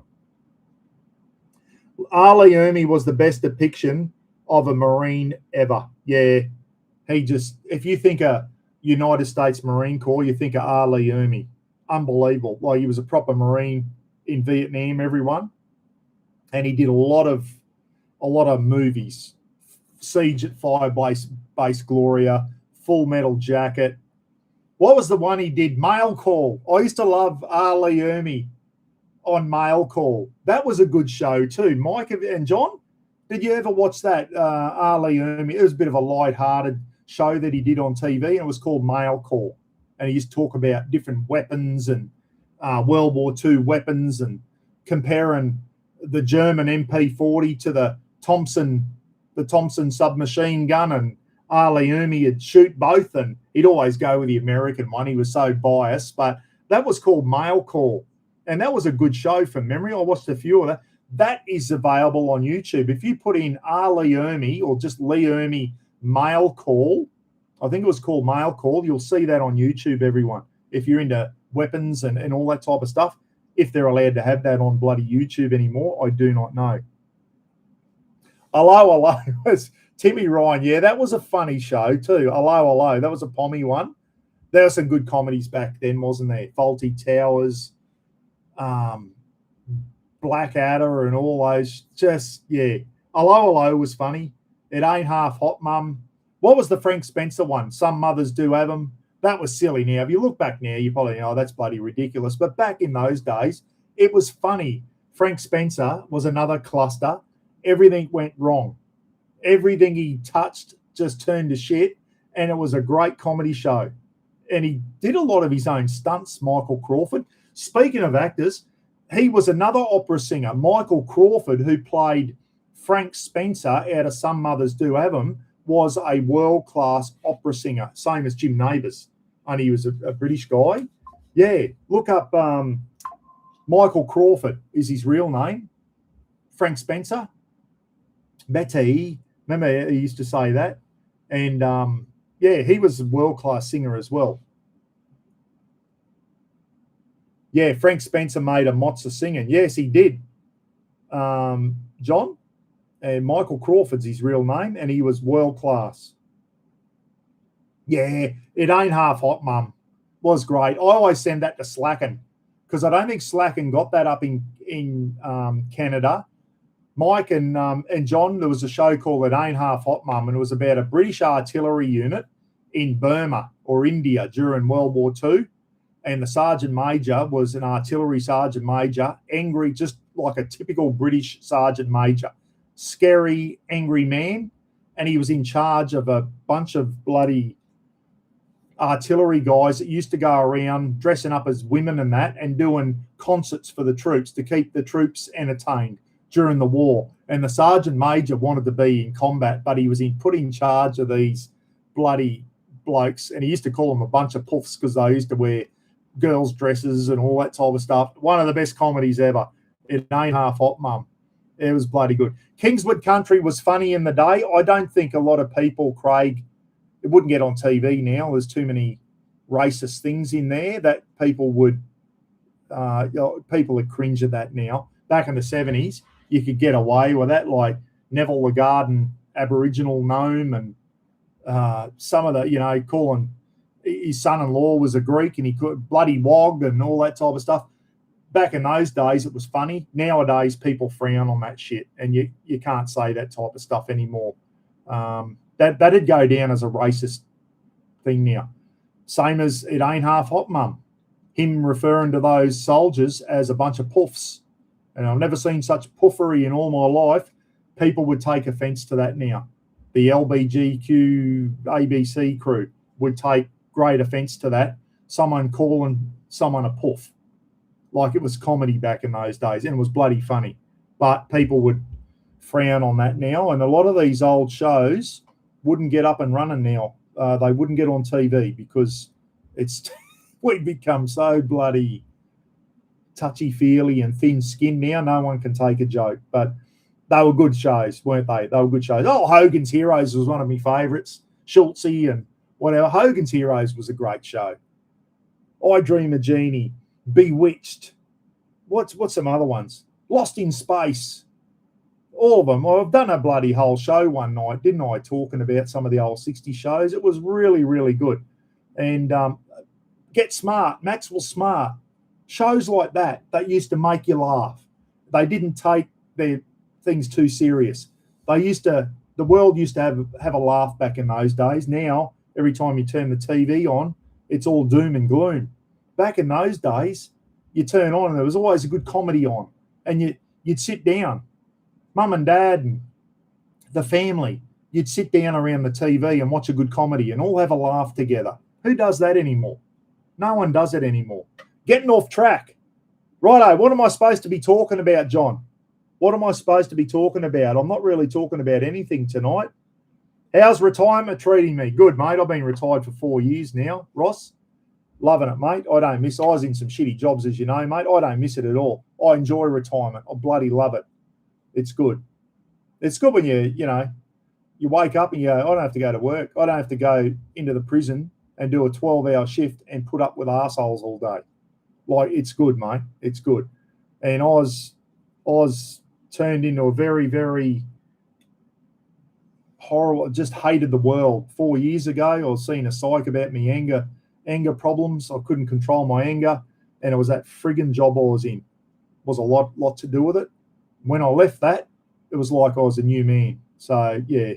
And that's it. If you're out there, everyone, and you are just a miserable person at work and it is getting you to the stage where you just hate the world, have a look. What is it? Is it work? Is it the people you're working with? Maybe it's time for a change. Maybe it's time. If you're working with people that are just a pack of arseholes, you can't stand them, things aren't getting any better, start looking elsewhere and see if you can surround yourself with a good crew. Surround yourself with good people, everyone. And it just makes it, Pete from WA Camp and everyone, find your crew and you find some good people and you hang around them. Don't hang around arseholes. Don't hang around negative people that bring you down all the time. I know people that are just, it's always negative, the glass is always half full type stuff. You hang around with people like that, and I did in the prison. There were some miserable people not just I'm talking about the crew, I'm talking about the prison officers now. There were some people there you used to think, you are a sad, miserable prick. You've got a sad life, mate. If that's all you got to sit around and just worry about shit like that. They used to bring you down after a while, and I was glad to get away from it. I got some good mates in the prison, Russ and Jonesy and Tane and all those boys. A lot of good lads there, some real good lads. But there were some bloody people there that I don't miss not seeing them anymore. They just used to bring you down, just miserable. And you think, yeah, Sergeant Schultz and Clink could sing a tune as well. Yeah, I've never seen them. Who said that? Francis. Sergeant Schultz and Clink could sing a tune as well. Yeah, a lot of these people that were on these types of shows had other talents, didn't they? Usually bloody good singers or something like that. Good song, that, Buck. What is? What? Slow mode is difficult. Slow mode is difficult. Can I change it? Yeah, but if I take it off slow mode, Jenny. Speaking of which, have you heard from? I sent an email for you today too to Susan from the pizza oven place, trying to find out what's happening there. If I take slow mode off, I can't even bloody keep up with it, guys. I can't even keep up with it. Yeah, exactly, John. John said, Buck speaking the truth. Working with negativity is poison. Absolutely it is. Absolutely. And that's why our community is so good, everyone. A lot of people get in there and straight in. Who's that? Curtis Cubby. Todd Schloss, you idiot. Is that you, Toddy? You bloody dead set. You're one of them I was talking about. Working with bloody diddly donks. Toddy Schloss, the biggest diddly donk I know.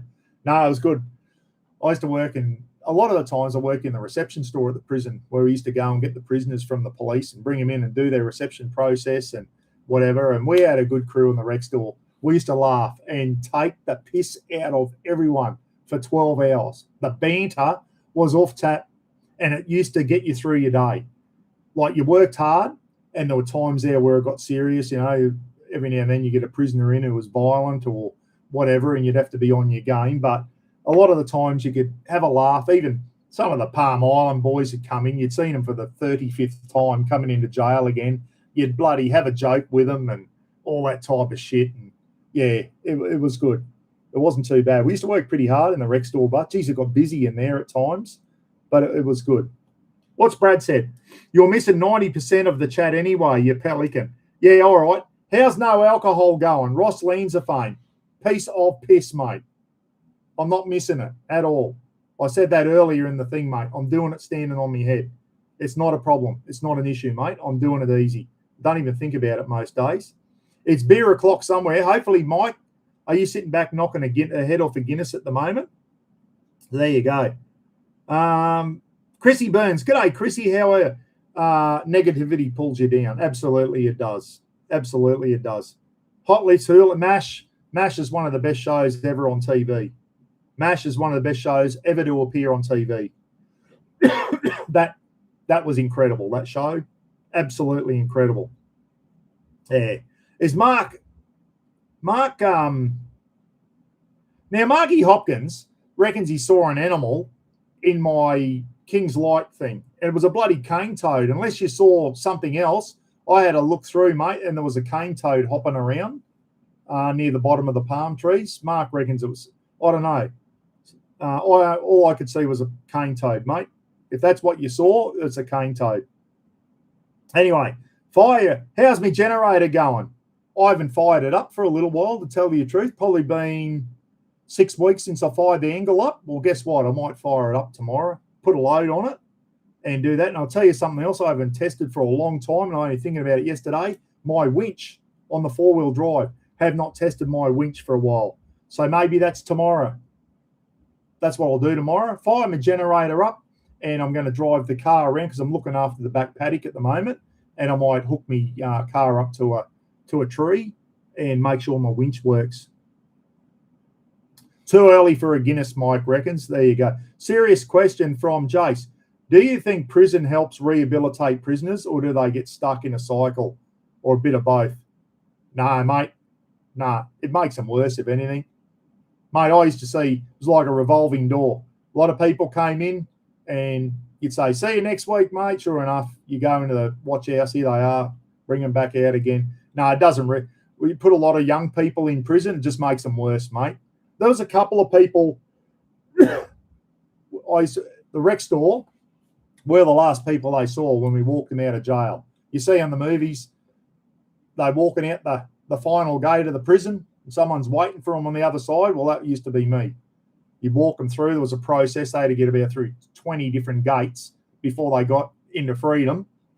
But you'd finally there, and a couple of blokes said, "You'll never see me here again, boss. That was shit." And you go, "Well, I hope not, mate." So I used to give them a pep talk on the way out. And every now and then, Jace, a few people would say, "I'm not coming back, boss. That was shit. Missing me family and all that type of stuff." But a lot of them, mate, especially not just Aboriginal boys, but it's like a revolving door, mate. Revolving door. There's some guys in that prison in Townsville that have probably been in 20 or 30 times since they got out of juvie and became adults, and they're now 40. They're still in and out, in and out, in and out, in and out. They just can't stay out of trouble. And a lot of them come to jail because it's better than the life they've got on the outside, which is pretty sad, isn't it? So, no, it doesn't rehabilitate.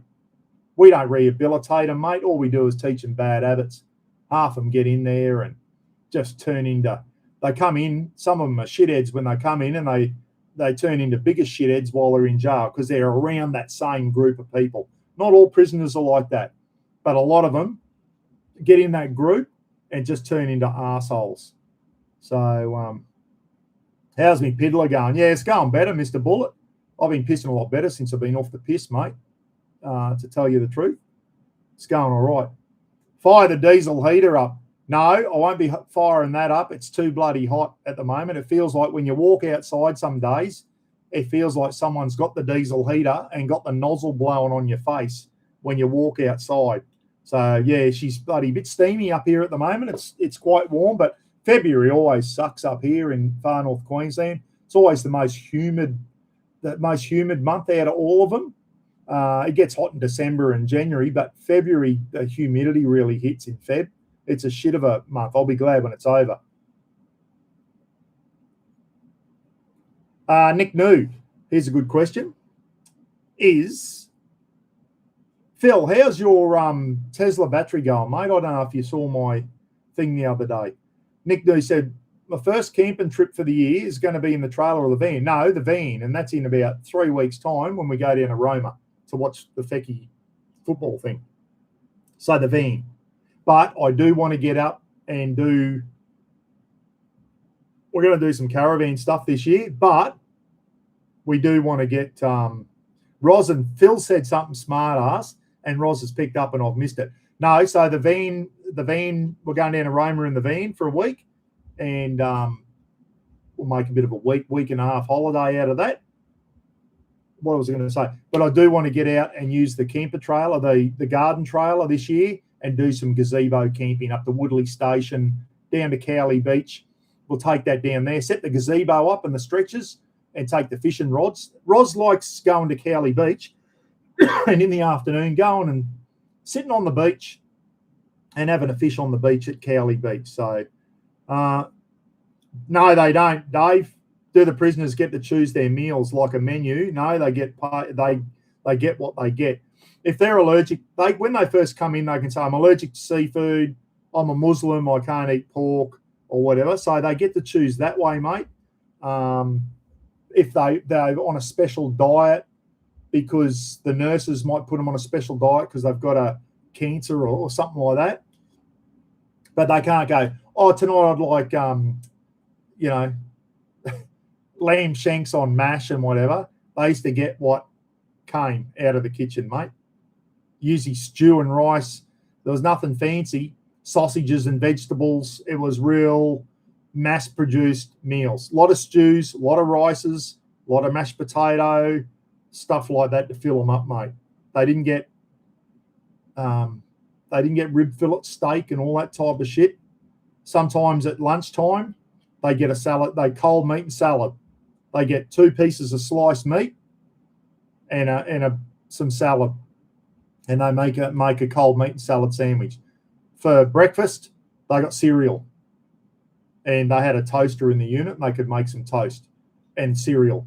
No scrambled eggs and all that shit for breakfast. They had cereal, and they got fruit with lunch and dinner. They got fruit, apples, oranges normally, sometimes pears. Yeah, mate, a lot of stews, a lot of sausages and veggies and whatever. They used to try and give them vegetables. A lot of prisoners got very fat in prison because they used to bloody eat a lot of bread. A lot of prisoners, they come in looking like that and they go out as fat pricks because they just ate a lot of bread. I've seen a lot of fat prisoners go out, and it was all to do with how they used to just mung out on the bread because the meals they weren't good meals. They weren't big meals. So there you go. Someone's taking the piss out of me in the background here, and when I pick up on it, Brad Howell's in on it now. I think my son's got something to do with it. Got to laugh, Buck. You now call them box trailer, your camper trailer. Yeah, no, it's still my garden trailer. When did I last go to the dump in it? Today, everyone. I spent all day yesterday in the yard trimming branches and pulling friggin' shit out of the front garden. It just was getting overgrown. I got stuck into that. I did 2 trips to the dump.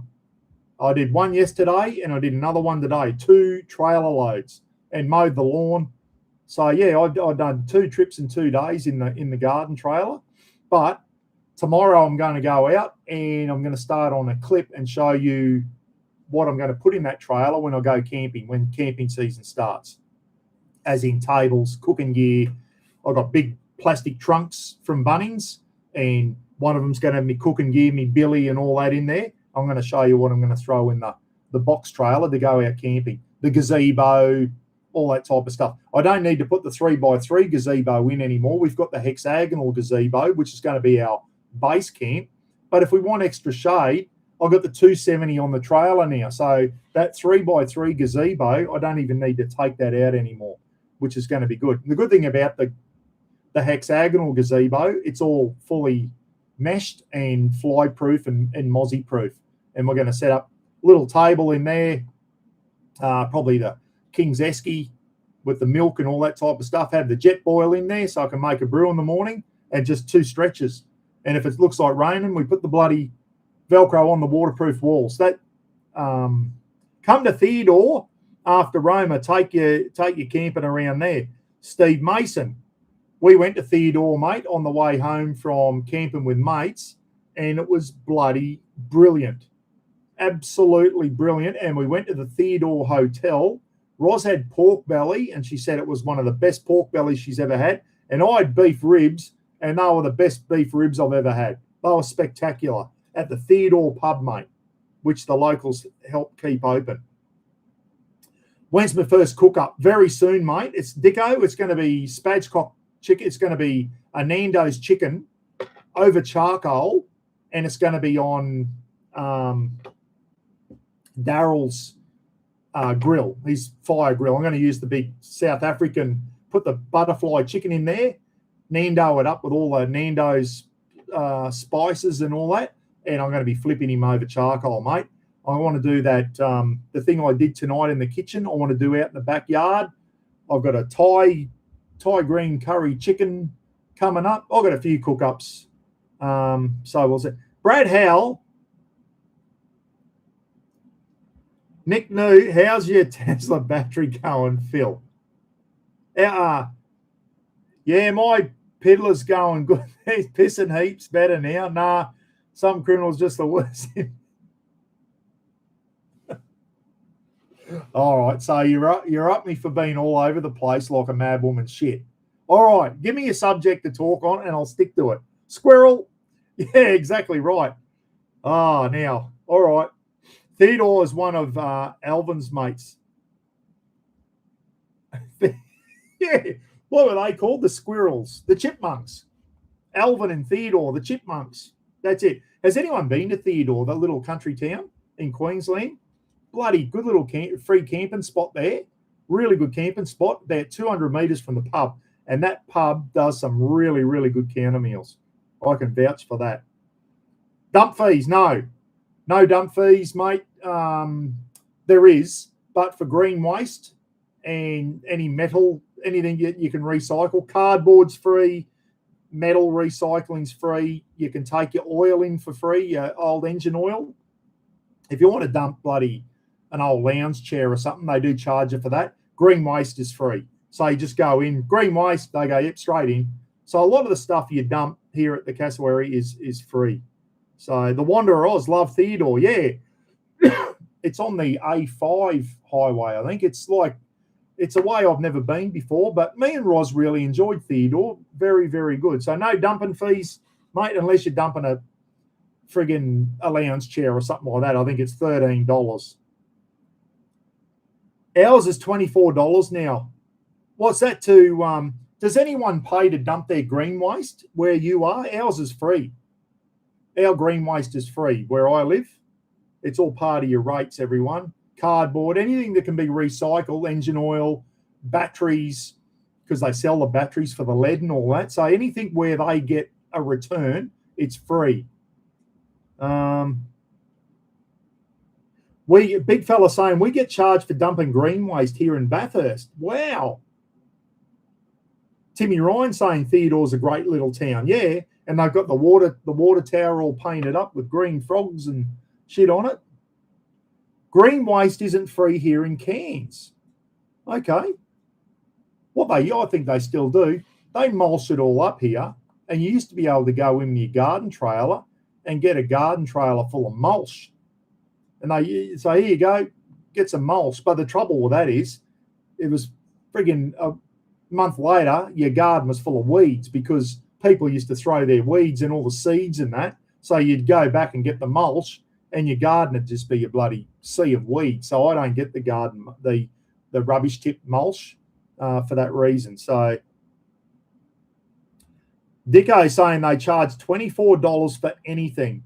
Oh, I went in the other day with a heap of stuff, a lounge chair and some shit, just stuff that had been lying around and we wanted to get rid of it. and they just charged me $13, and I had a bloody the trailer full of stuff, and they charged me $13. But yeah, cardboard free, green waste, all that stuff. So we're pretty good that way.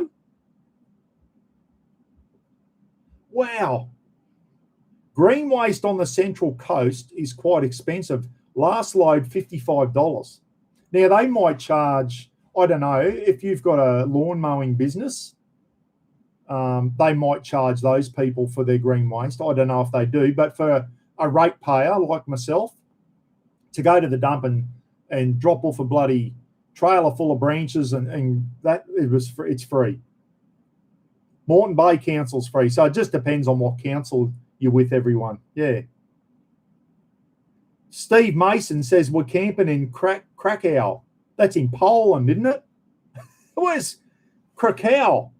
Steve, where's Krakow, mate? That name doesn't ring a bell with me. Where is that? I do not know. I know most bloody country towns in Queensland, but that one I have not heard of. Where is Krakow? Does anyone... Steve, where's that at, mate? You wouldn't be camping up here. It's too bloody hot up here. It's raining at the moment, and it's just not good. Next door to Theodore, Krakow. Okay, mate. No worries. Thanks for that, Steve. Yeah. Steve, are you my brother's mate, Steve Mason? He had a good mate called Steve Mason. Are you the same bloke? Australian Native Landscape make mulch out of green waste. Yeah, well, they used to do it here. I don't know if they still do it, but they used to have a big mulcher, and then it'd spit it out into a big pile, and you used to be able to come up with your garden trailer and grab a bloody big scoop of mulch. I think it might have even been free from memory. Tell you one thing they've shut down now.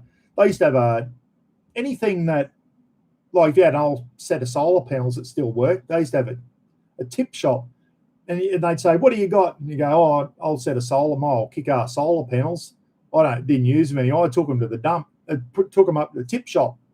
They were still pumping out, but they were nowhere near as good as the King's ones. I couldn't even get 10 amps out of them. Me kick-ass 200-watt panels. And when I got the King's ones were shitting all over it. And I thought, I'm just going to throw these out now. So I took them to someone will get some use out of them. I just gave it to the tip shop. They probably sell them for $20 or whatever and make a bit of money out of it. So I don't think they do that anymore. Are you and Gidgey? No. Alan? No. Haven't heard from the big fella. He's still got the shits with me. That's all right. Anyway, you get that. So if anyone's got any... Hey, the other thing I wanted to say, guys, I get a lot of messages off people, and a lot of people that I don't like, it takes a lot of your time up. And I'll get phone calls today from phone numbers I don't know. I know I've put my phone number on when I send stuff out. People ringing me all the time. If I haven't got you in my phone, everyone, if your number's not in my phone, I won't answer the phone. It could be anyone. And I just don't answer them. I got about 2 today. Oh, who's that? Unknown number. So I don't know if it's people that have bought something off me and, there's Buck's number, I'll give him a ring. So I just... Unless I know you, everyone, I just don't bloody answer my phone, okay?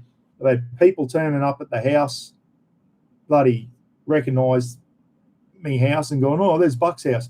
And you go, hello, and they go, we follow you on YouTube. It's like, mate, no one at Brody got the shits, and people were turning up his house in West Aussie, and Brody just disappeared because people were turning up at his house and that. So, yeah. And then a lot of people just always wanting your time on thing, and you're thinking that's a name I've never heard of, and you're taking up like me valuable time, everyone, and I've never seen you support my charities or anything like that. I love helping people out that support me, but a lot of people I've never heard of before, and I don't know, just you get the shits with it. That's why blokes like Ruthie and Graham Cahill and all that, they don't answer any social media because it just takes too much of your time up. So what I'm trying to say is, bloody, if I don't know you, bloody, I don't know. I don't mind getting a message if you're asking me a question and that, but I get some weird shit. Let's put it that way. I get some weird shit, everyone, and you just read it and go, cuckoo, you're a friggin' weirdo. So you just gotta I got to be careful who I let into my life on this thing, everyone, because it could be friggin' anyone, and it could be some weirdo or some bloody someone that you'll regret even making contact with, if you know what I mean. So, yeah, no, I don't. And Roz is a very private person too, and we've had a couple of people turn up here unannounced that we don't know and go, oh, I thought I recognised the BT, and I know they get excited and that, but yeah, the last thing you want is people you don't know just turning up at your house to say g'day. I don't mind when you're out camping or you're in the shopping centre and g'day Buck, people saying g'day to you and having a chat, love that.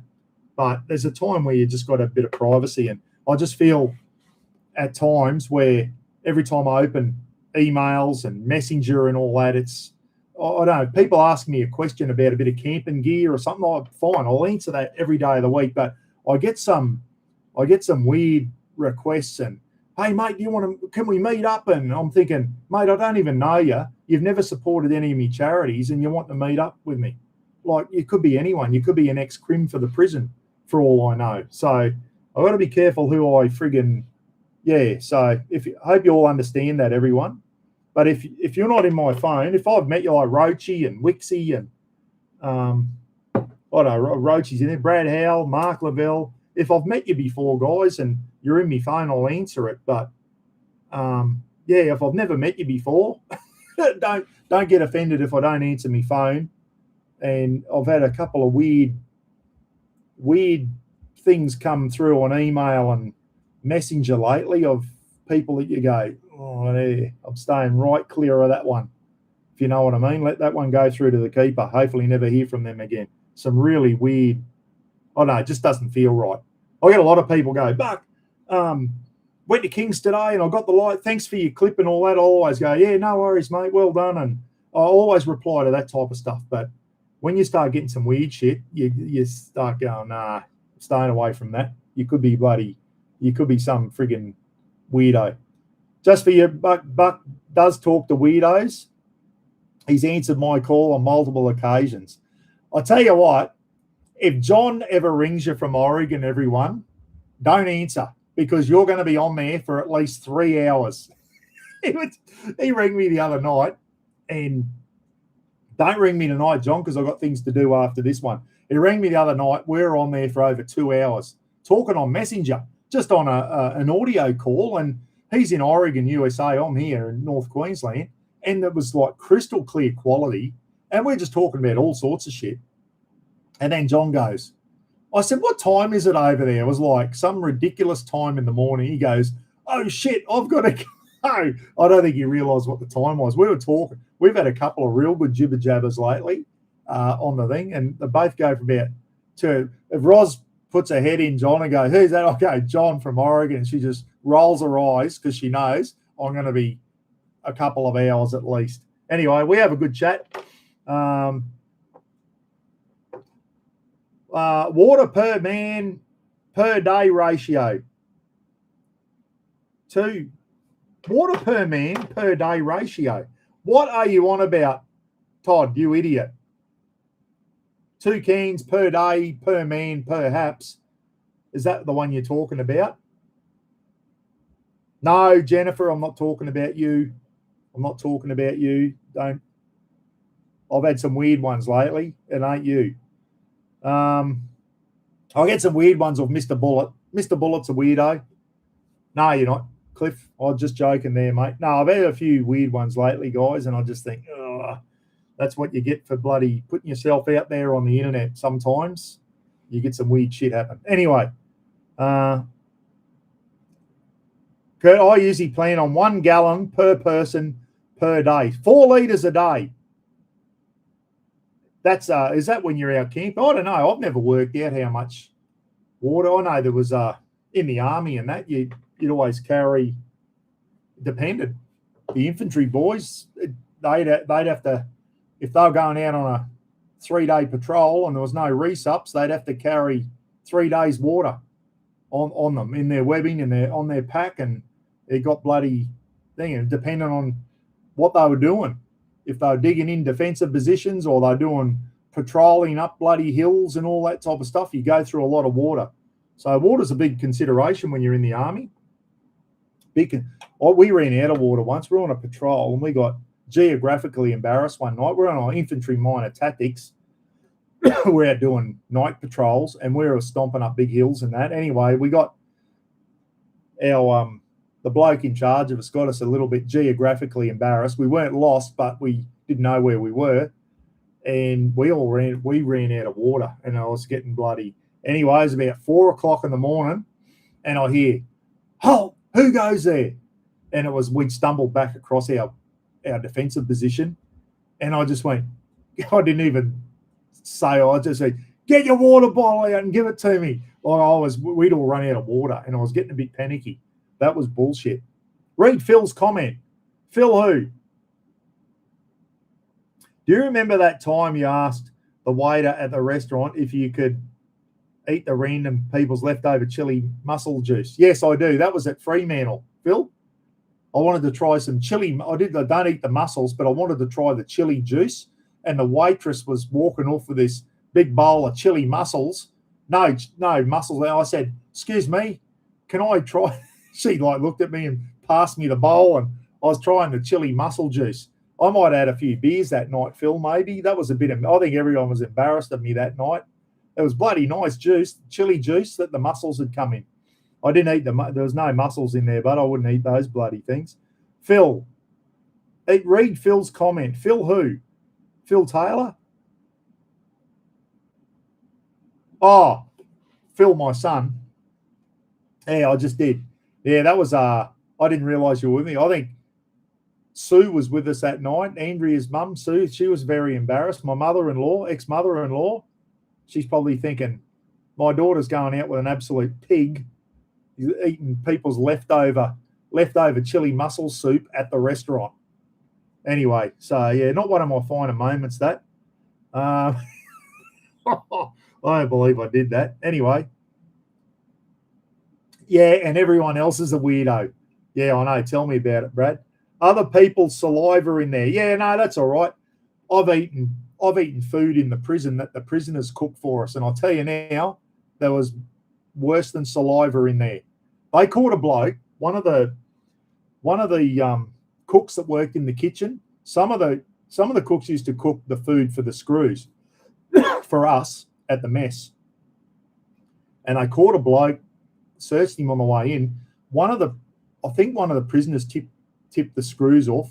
He got a rubber glove and cut his finger and poured blood into the finger of a rubber glove, tied a knot in it, and he was going to go down, and he was cooking for the prison officers, and he was going to pour blood into our food.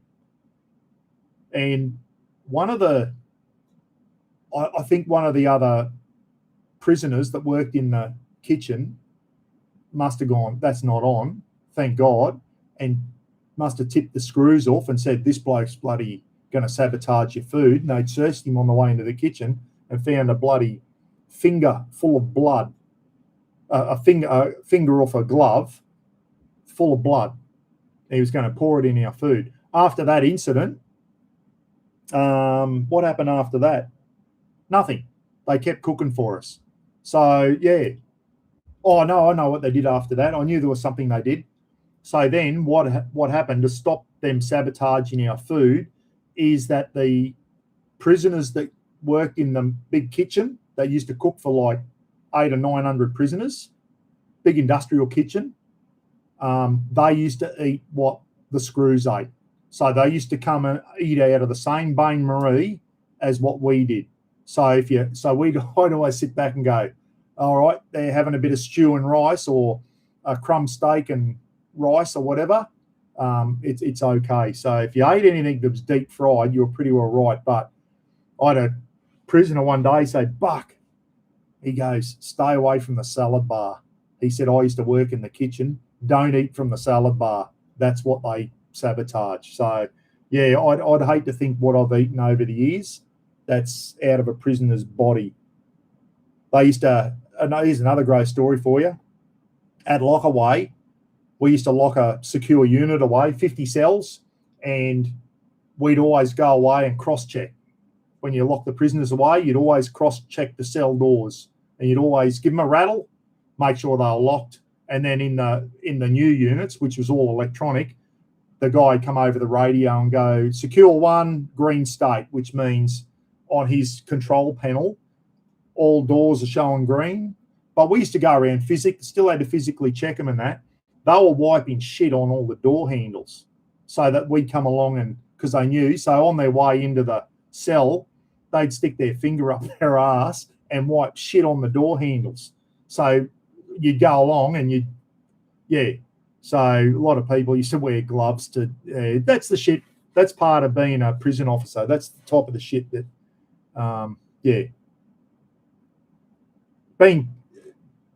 Greggy Campbell's been doing. So there you go. Anyone with some more good prison stories, I've got lots of them, and they'll gross you out, everyone. One was they tried to pour blood into our food in the kitchen, and the other one was smearing shit all over the door handles just as they walk into their cell. That's what they do. They stick their finger up their ass, and then on the way thing, they just wipe it over the door handle because they knew that we'd come along and they just pull their cell door shut, and they knew that we had to come across and cross-check, and we just put our hand on and be shit on the door handle. And they knew that you couldn't re-crack once it's closed, we couldn't re-crack it and then crack them. So, yeah, back in the old days, before all the cameras and all that, if they did that, the door would have got cracked and a bit of biffo would have happened inside the cell, and it would have been an attitude adjustment.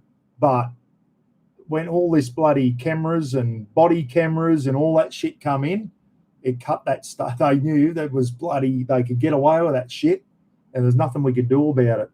But anyway, that was all part of being a prison screw, everyone. Anyone want to be a prison screw? Give me a ring. I'll bloody tell you all the good stuff about feral. Yeah, I know, Lynn. Oh, that's nothing. You should see some of the other stuff. I went into the padded cell one day in the safety unit, and I thought to myself, this is now where I wish I had a GoPro on me so I could show this to people. You walk in, there's swastikas on the wall of the padded cell in shit and blood and shit all over the floor, and you just thought, I just need a GoPro on me now just so I can show people out there what we have to deal with at work. Like, yeah, you walk in and there's swastikas in shit and all that in their cell. Absolutely feral. It really was. My dad was an officer at Maitland Jail, which Brad showed me one day, and the good, bad old days, he had a few stories. Yeah, prisoners knew back in those days, mate. If they, this is a story.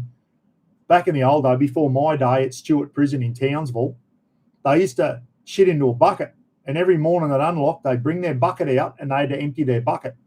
Anyway, one morning, their piss and shit bucket, before they had flushing toilets in the prison. This is back in the 70s. So not that long ago. Anyway, apparently one of the prisoners poured his bucket over the railing and got one of the screws. Well, apparently it was not pretty. Apparently it wasn't pretty. They took him into a cell and annihilated him. So that's the type of shit. And the other prisoners just went, well, that's what happens, mate. They knew that if they did stuff like that or assaulted a prison officer, they got it back tenfold. And that's how it should be today. I'm all for treating people fairly and all that if they're playing the game.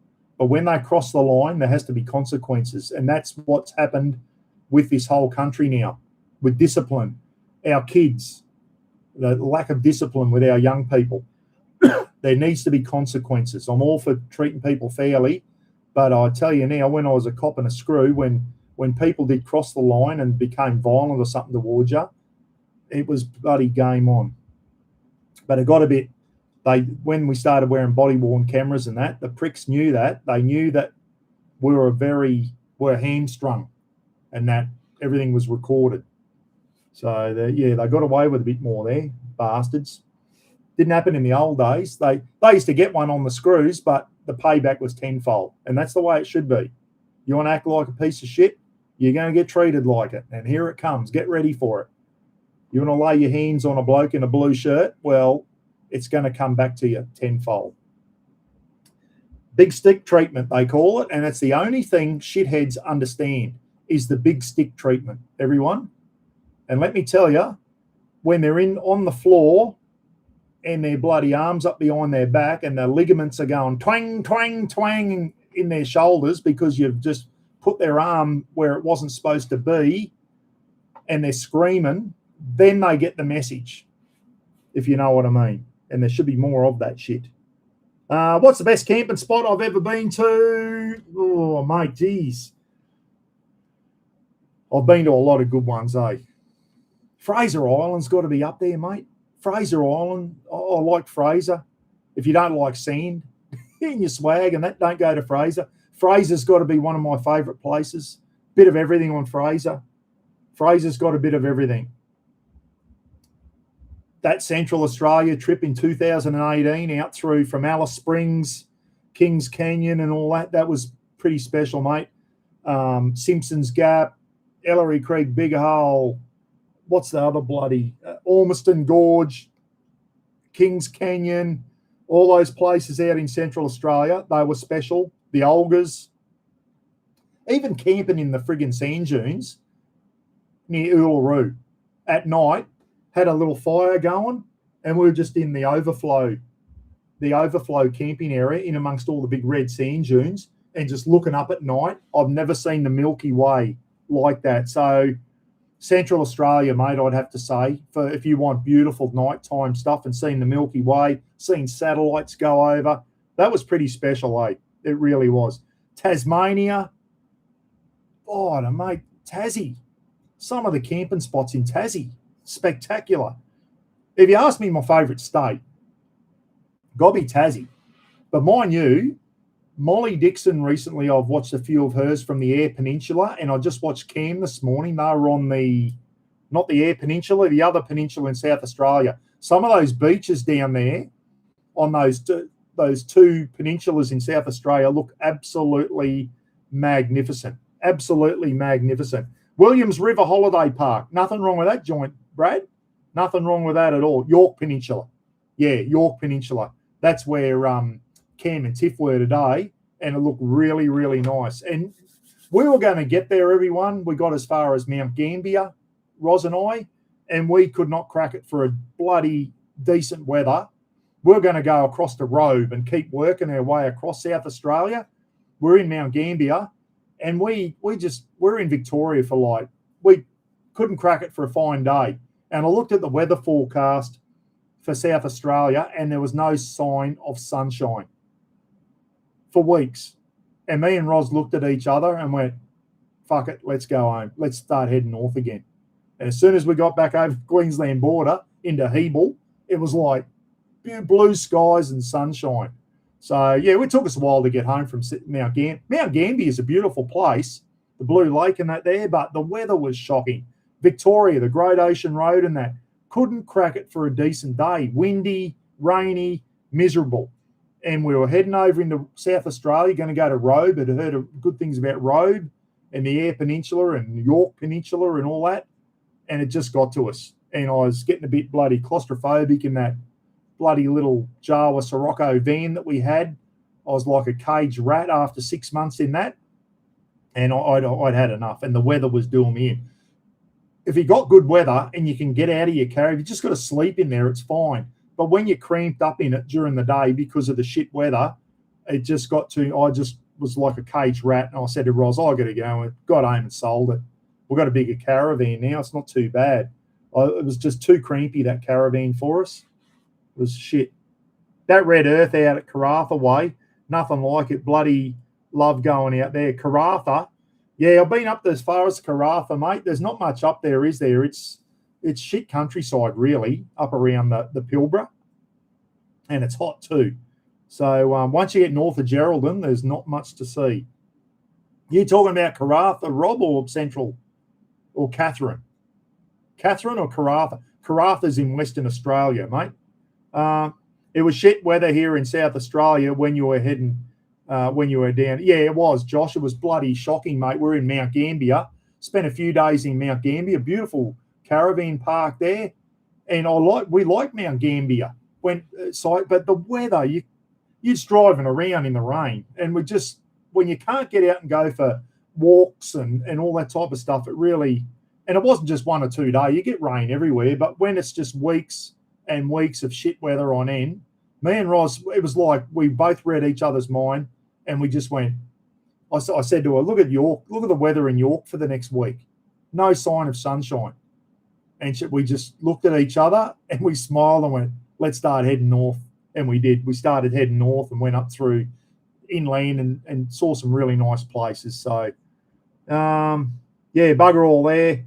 Done Karratha, WA twice, fly in, fly out. Yeah, I drove from Perth up to Karratha, mate, on a fishing trip once when I was in the army. That was a long drive too.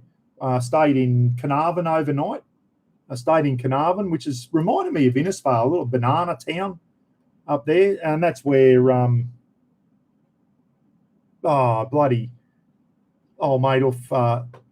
he's just moved up to Carnarvon. He's just retired. Paul's just moved up there, and I'll think of his YouTube channel in a minute. God, my memory's gone. Yeah, so anyway, guys, I'm going to go. 2 hours. 2 hours talking absolutely nothing. Talking shit. Didn't even have an agenda tonight. No one asked any. There was a couple of good questions there. Yeah, best camping spot, Tassie, mate. I'll call it now, Tasmania. And if you ever get to do that Great Red Way from Alice Springs, and as soon as you get out of Alice Springs, that's where it starts. About 7 kilometres out, there's things to see. Gorges, Simpson Gap, Ormiston Gorge, and you go all the way around. You get to Kings Canyon, and then you get to Uluru, and then Catajuta, the Olgas. Unbelievable. Absolutely unbelievable. Next time I'm in Central Australia, I would love to do the helicopter flight out where they land on Mount Connor. Mount Connor, they call like Foolaroo. When you're driving along, you go, there's Uluru. It's this big, flat, massive rock in the middle of nowhere, and everyone thinks it's Ayers Rock or Uluru, and it's not. They call it Foolaroo. It's Mount Connor, and there's helicopter flights you can do, and they actually land you on the top of Mount Connor. I would love to do that. Saw a picture of it today, actually, on Facebook, and I went, that's Mount Connor. And some people were going, oh, it's Uluru. No, it's not Uluru. They call it Foolaroo. It looks like Uluru. Yeah, so anyway, thanks, John. Andy's on over in the Mullock. G'day, Andy. I didn't see you on there before. Night all. Enjoy the rest of your weekend. Yeah, I'm going to go out tomorrow morning, pack the garden trailer up with all the camping gear, and then do a clip and show you basically how I'm going to camp out of the camper trailer. So that'll be my third one, and then I might get into a couple of cook-ups, everyone. Do that big bloody butterfly chicken and use the Nando's sauce and all that type of stuff. Do that over charcoal on Daryl's fire pit frame, and I've got the big South African basket. I'll put the chicken in there, season it up with a Nando's seasoning, everyone, and then do it over charcoal. And then when it's nearly done, start basting it with a nice Nando's peri-peri sauce and all that type of stuff. So that'll be my first cook-up. Tell us a story. I'll knock you out, Todd. That's what I'll do. I'll tell you a story about... Todd, I'll tell you a story. We're in the reception store one morning. We're in the reception store one morning, and we go and get the reception. So I'm there with Toddy, and Bernard in the reception store. So one of the blokes that came in was a Fruit Loop, and I mean a Fruit Loop. And there was only 2 receptions that morning. We put him in the holding cell and going to go through the thing. Next thing, one of the nurses, we have a nurse in the reception store that does their bloods and does their medical charts and all that type of stuff. The reception process is like a big whole day, and we do our bit, and we have to strip search them and all that type of shit when they come in and issue them their prison uniforms and get all their next to kin details on the computer and all this type. Then the nurses have got to see them, counsellors and all that. Anyway, we'd only just put these 2 blokes in a holding cell. There was an Aboriginal bloke and a white bloke. And the copper said to us, what's this bloke? He's a friggin' Fruit Loop. The Aboriginal bloke they're talking about it. He is friggin' mad. Anyway, Mervyn, his name was, from memory, Toddy, wasn't it? Anyway, so one of the nurses yells out, quick, quick. Anyway, get in there.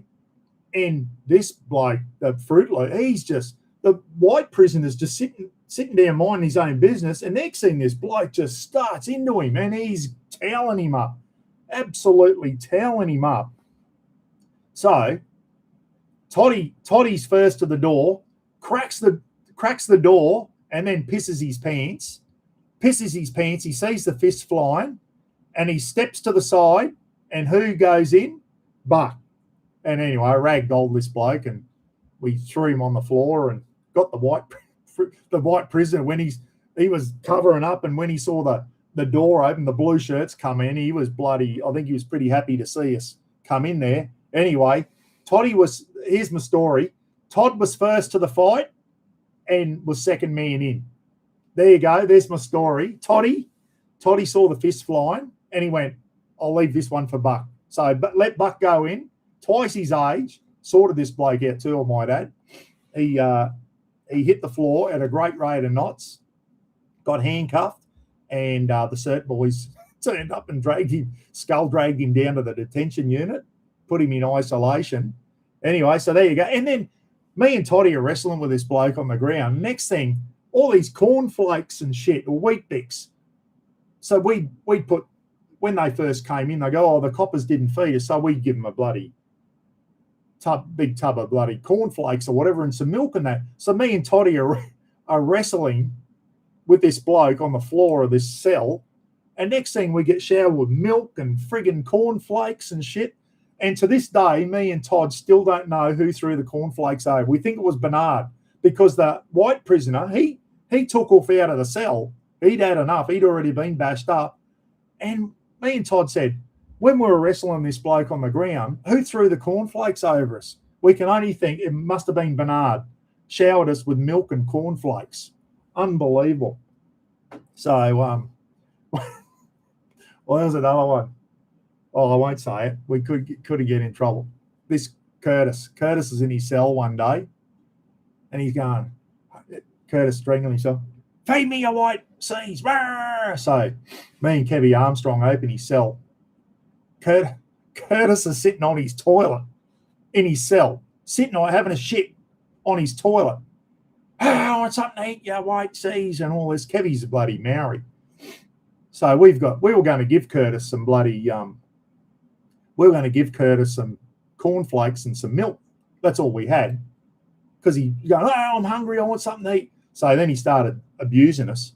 So while he's sitting on his toilet, Kevy gets the cornflakes and just throws them at Curtis, showers him with cornflakes, and then I just got the milk and just emptied the milk onto him and said, there's your fucking cornflakes, enjoy them, and closed the cell, and we walked off. So that was Curtis's cornflakes and milk. That's how he got his feed. So there you go. There's a story, Toddy. But yeah, Toddy, everyone, first to the fight and step to the side and let Buck go in and sort it out. Better than jelly wrestling, yeah. Don't worry, Lynn, I've got some good ones about wrestling blokes covered in shit too. If you've ever seen my, the podcast I did with Pete, talking about one day we had to go in and wrestle a bloke and he bronzed up. They call it bronze. He stripped down naked, shit in his hand, and smeared his own shit all over himself, bronzed up, or a bronze whaler we used to call him, and we had to go in and wrestle him because he had a razor blade and was going to slash up. So we had to go in and wrestle him. So I think I got home that night and straight off of the uniform into the bloody disinfectant. Oh, geez, I missed that shit. Anyway, Roz, night, Brad. I thought he was finished. All right. Hey, you just wanted to hear a story. There's a couple of prison stories. I've got heaps of them, mate. I've got heaps of them. I've got heaps of good stories. Russ has just sent me an email, everyone. Stand by. It could be to do with the shirts. No. Russ has just sent me a bloody photo of me strangling myself at the Trial Bay Jail in New South Wales, down near Southwest Rocks. I'm in the thing, and I said, Russ, who am I? And I'm strangling. We had this prisoner called Curtis, and he used to strangle himself all the time. And oh my God, he used to bloody run us ragged, that bloke. Yeah, Bronze Whaler. That was a bloke who used to smear shit all over himself. We had two of them, father-son combo down in the DU one day. Father-son combo. they both bronzed up. They were in. Here's another good story. This bloke one day, they had vents in their cells in the detention unit in isolation. They had vents there, so if there was a fire, they turned the big extractor fans on. They used to be able to put fresh, if there was a fire, fresh air could get into their cells. It was a safety thing. This bloke, he got his shampoo bottle, everyone, and he sculled his shampoo bottle, and it was like pork through a duck. Instantly, I wasn't there. The cert boys were telling me this. He sculled his shampoo bottle, stuck his ass up against one of the grills, and just sprayed shit out of his vent. It went through him like diarrhea instantly, and he was just spraying his shit through the vent into the hallway of the detention unit. So that's the type of stuff that happens in prisons, everyone. It's bloody, you got to why prison officers are a bit strange, because we see some strange shit, and I don't miss that. Anyone who asked me before, do you miss it? No, I don't. I don't miss it, but I still love telling the funny stories. Some of the stories, you see some bad stuff in there. I went to some really bad self-harm incidents, everyone, and I mean bad. Razor blade in their neck, getting into their cell, and they're gurgling and almost bleeding out on you and shoving towels in their necks and that. You see some horrible stuff in prisons, and I've seen some horrible shit, as any prison officer or police officer will tell you. Fireys see some horrible stuff too, going into houses and dead bodies and that type of stuff. Yeah, there's some jobs out there that aren't for the faint-hearted, everyone, and they're not for everyone. So, but someone's got to do them, eh? Someone's got to do them. Anyway, shampoo, the shampoo one, that was a classic. The boy said, you should have seen it, but he sculled his shampoo bottle, and within 20 seconds, he had his ass up against the vent, and it was just like a fire hose going out into the hallway. They said, we've never seen anything like it in our life. No, he didn't pay us enough, Jim. No. There's times there as a prison officer where it could be very boring, and you think, I don't believe I'm getting paid for this shit. But there were times there too where it was just horrible. When you get a unit of 50 prisoners kicking off, things could get very hairy very quickly. So it was always good when okay, suit up, boys, get in the Ninja Turtle gear, and we're going to go in and sort one of the units out. So we used to get in all the riot gear, the big batons and the shields, and the cert boys, they used to get in their Damascus gear, and they looked like the Ninja Turtles when they think. It was pretty intimidating. A lot of the prisoners that come on, and then right up until when the door cracks, and then they'd lie down, put their hands on their head. Didn't want to take the Ninja Turtles on. We used to say that to them. Keep going. The Ninja Turtles are going to come down and friggin' sort yous out. And they keep playing up. Ninja Turtles would turn up, the cert team, and with all the good gear, and there you go. Oh, no, we don't want to take the Ninja Turtles on. Ninja Turtles always won in the prison, let me tell you. Righto. The prison in Gatton's hiring now and offering 118. Yeah, I'll tell you what, we didn't get anywhere near 118 when I was a screw, mate. I was lucky to crack 70. I was in the low 70s when I was a screw. It wasn't real good money when I was in. And I was on like level 1.9, which is the highest you could go before you became a supervisor. So I think police, corrections and that now have had some big wins with the pay, because they're jobs where people don't want to do it. So they've got to try and make it attractive. So, yeah, anyway, I don't, buddy. It was all right. I met some good mates. I met Russ there, guys from the Townsville Chiefs. Some of the boys, some of the mates I've got that are still prison officers this day, some of the best blokes I've ever met. There were some dickheads there too, but you make some really good. When you work in that type of environment where you rely on each other for each other's safety, and you're putting your life in your mate's hands sometimes, and that's why you become really tight mates. Same as army, same as police. You make some real good mates because you're in that type of job where you rely on each other. Same as firefighters, Brad. Country firefighters and all that type. It's a rural fire service. You're relying on each other. It's a dangerous job, and I'm sure you bloody got some real good mates out of the fireys and all that type of stuff. Justin Dillon. You know, you're bloody relying on your mates.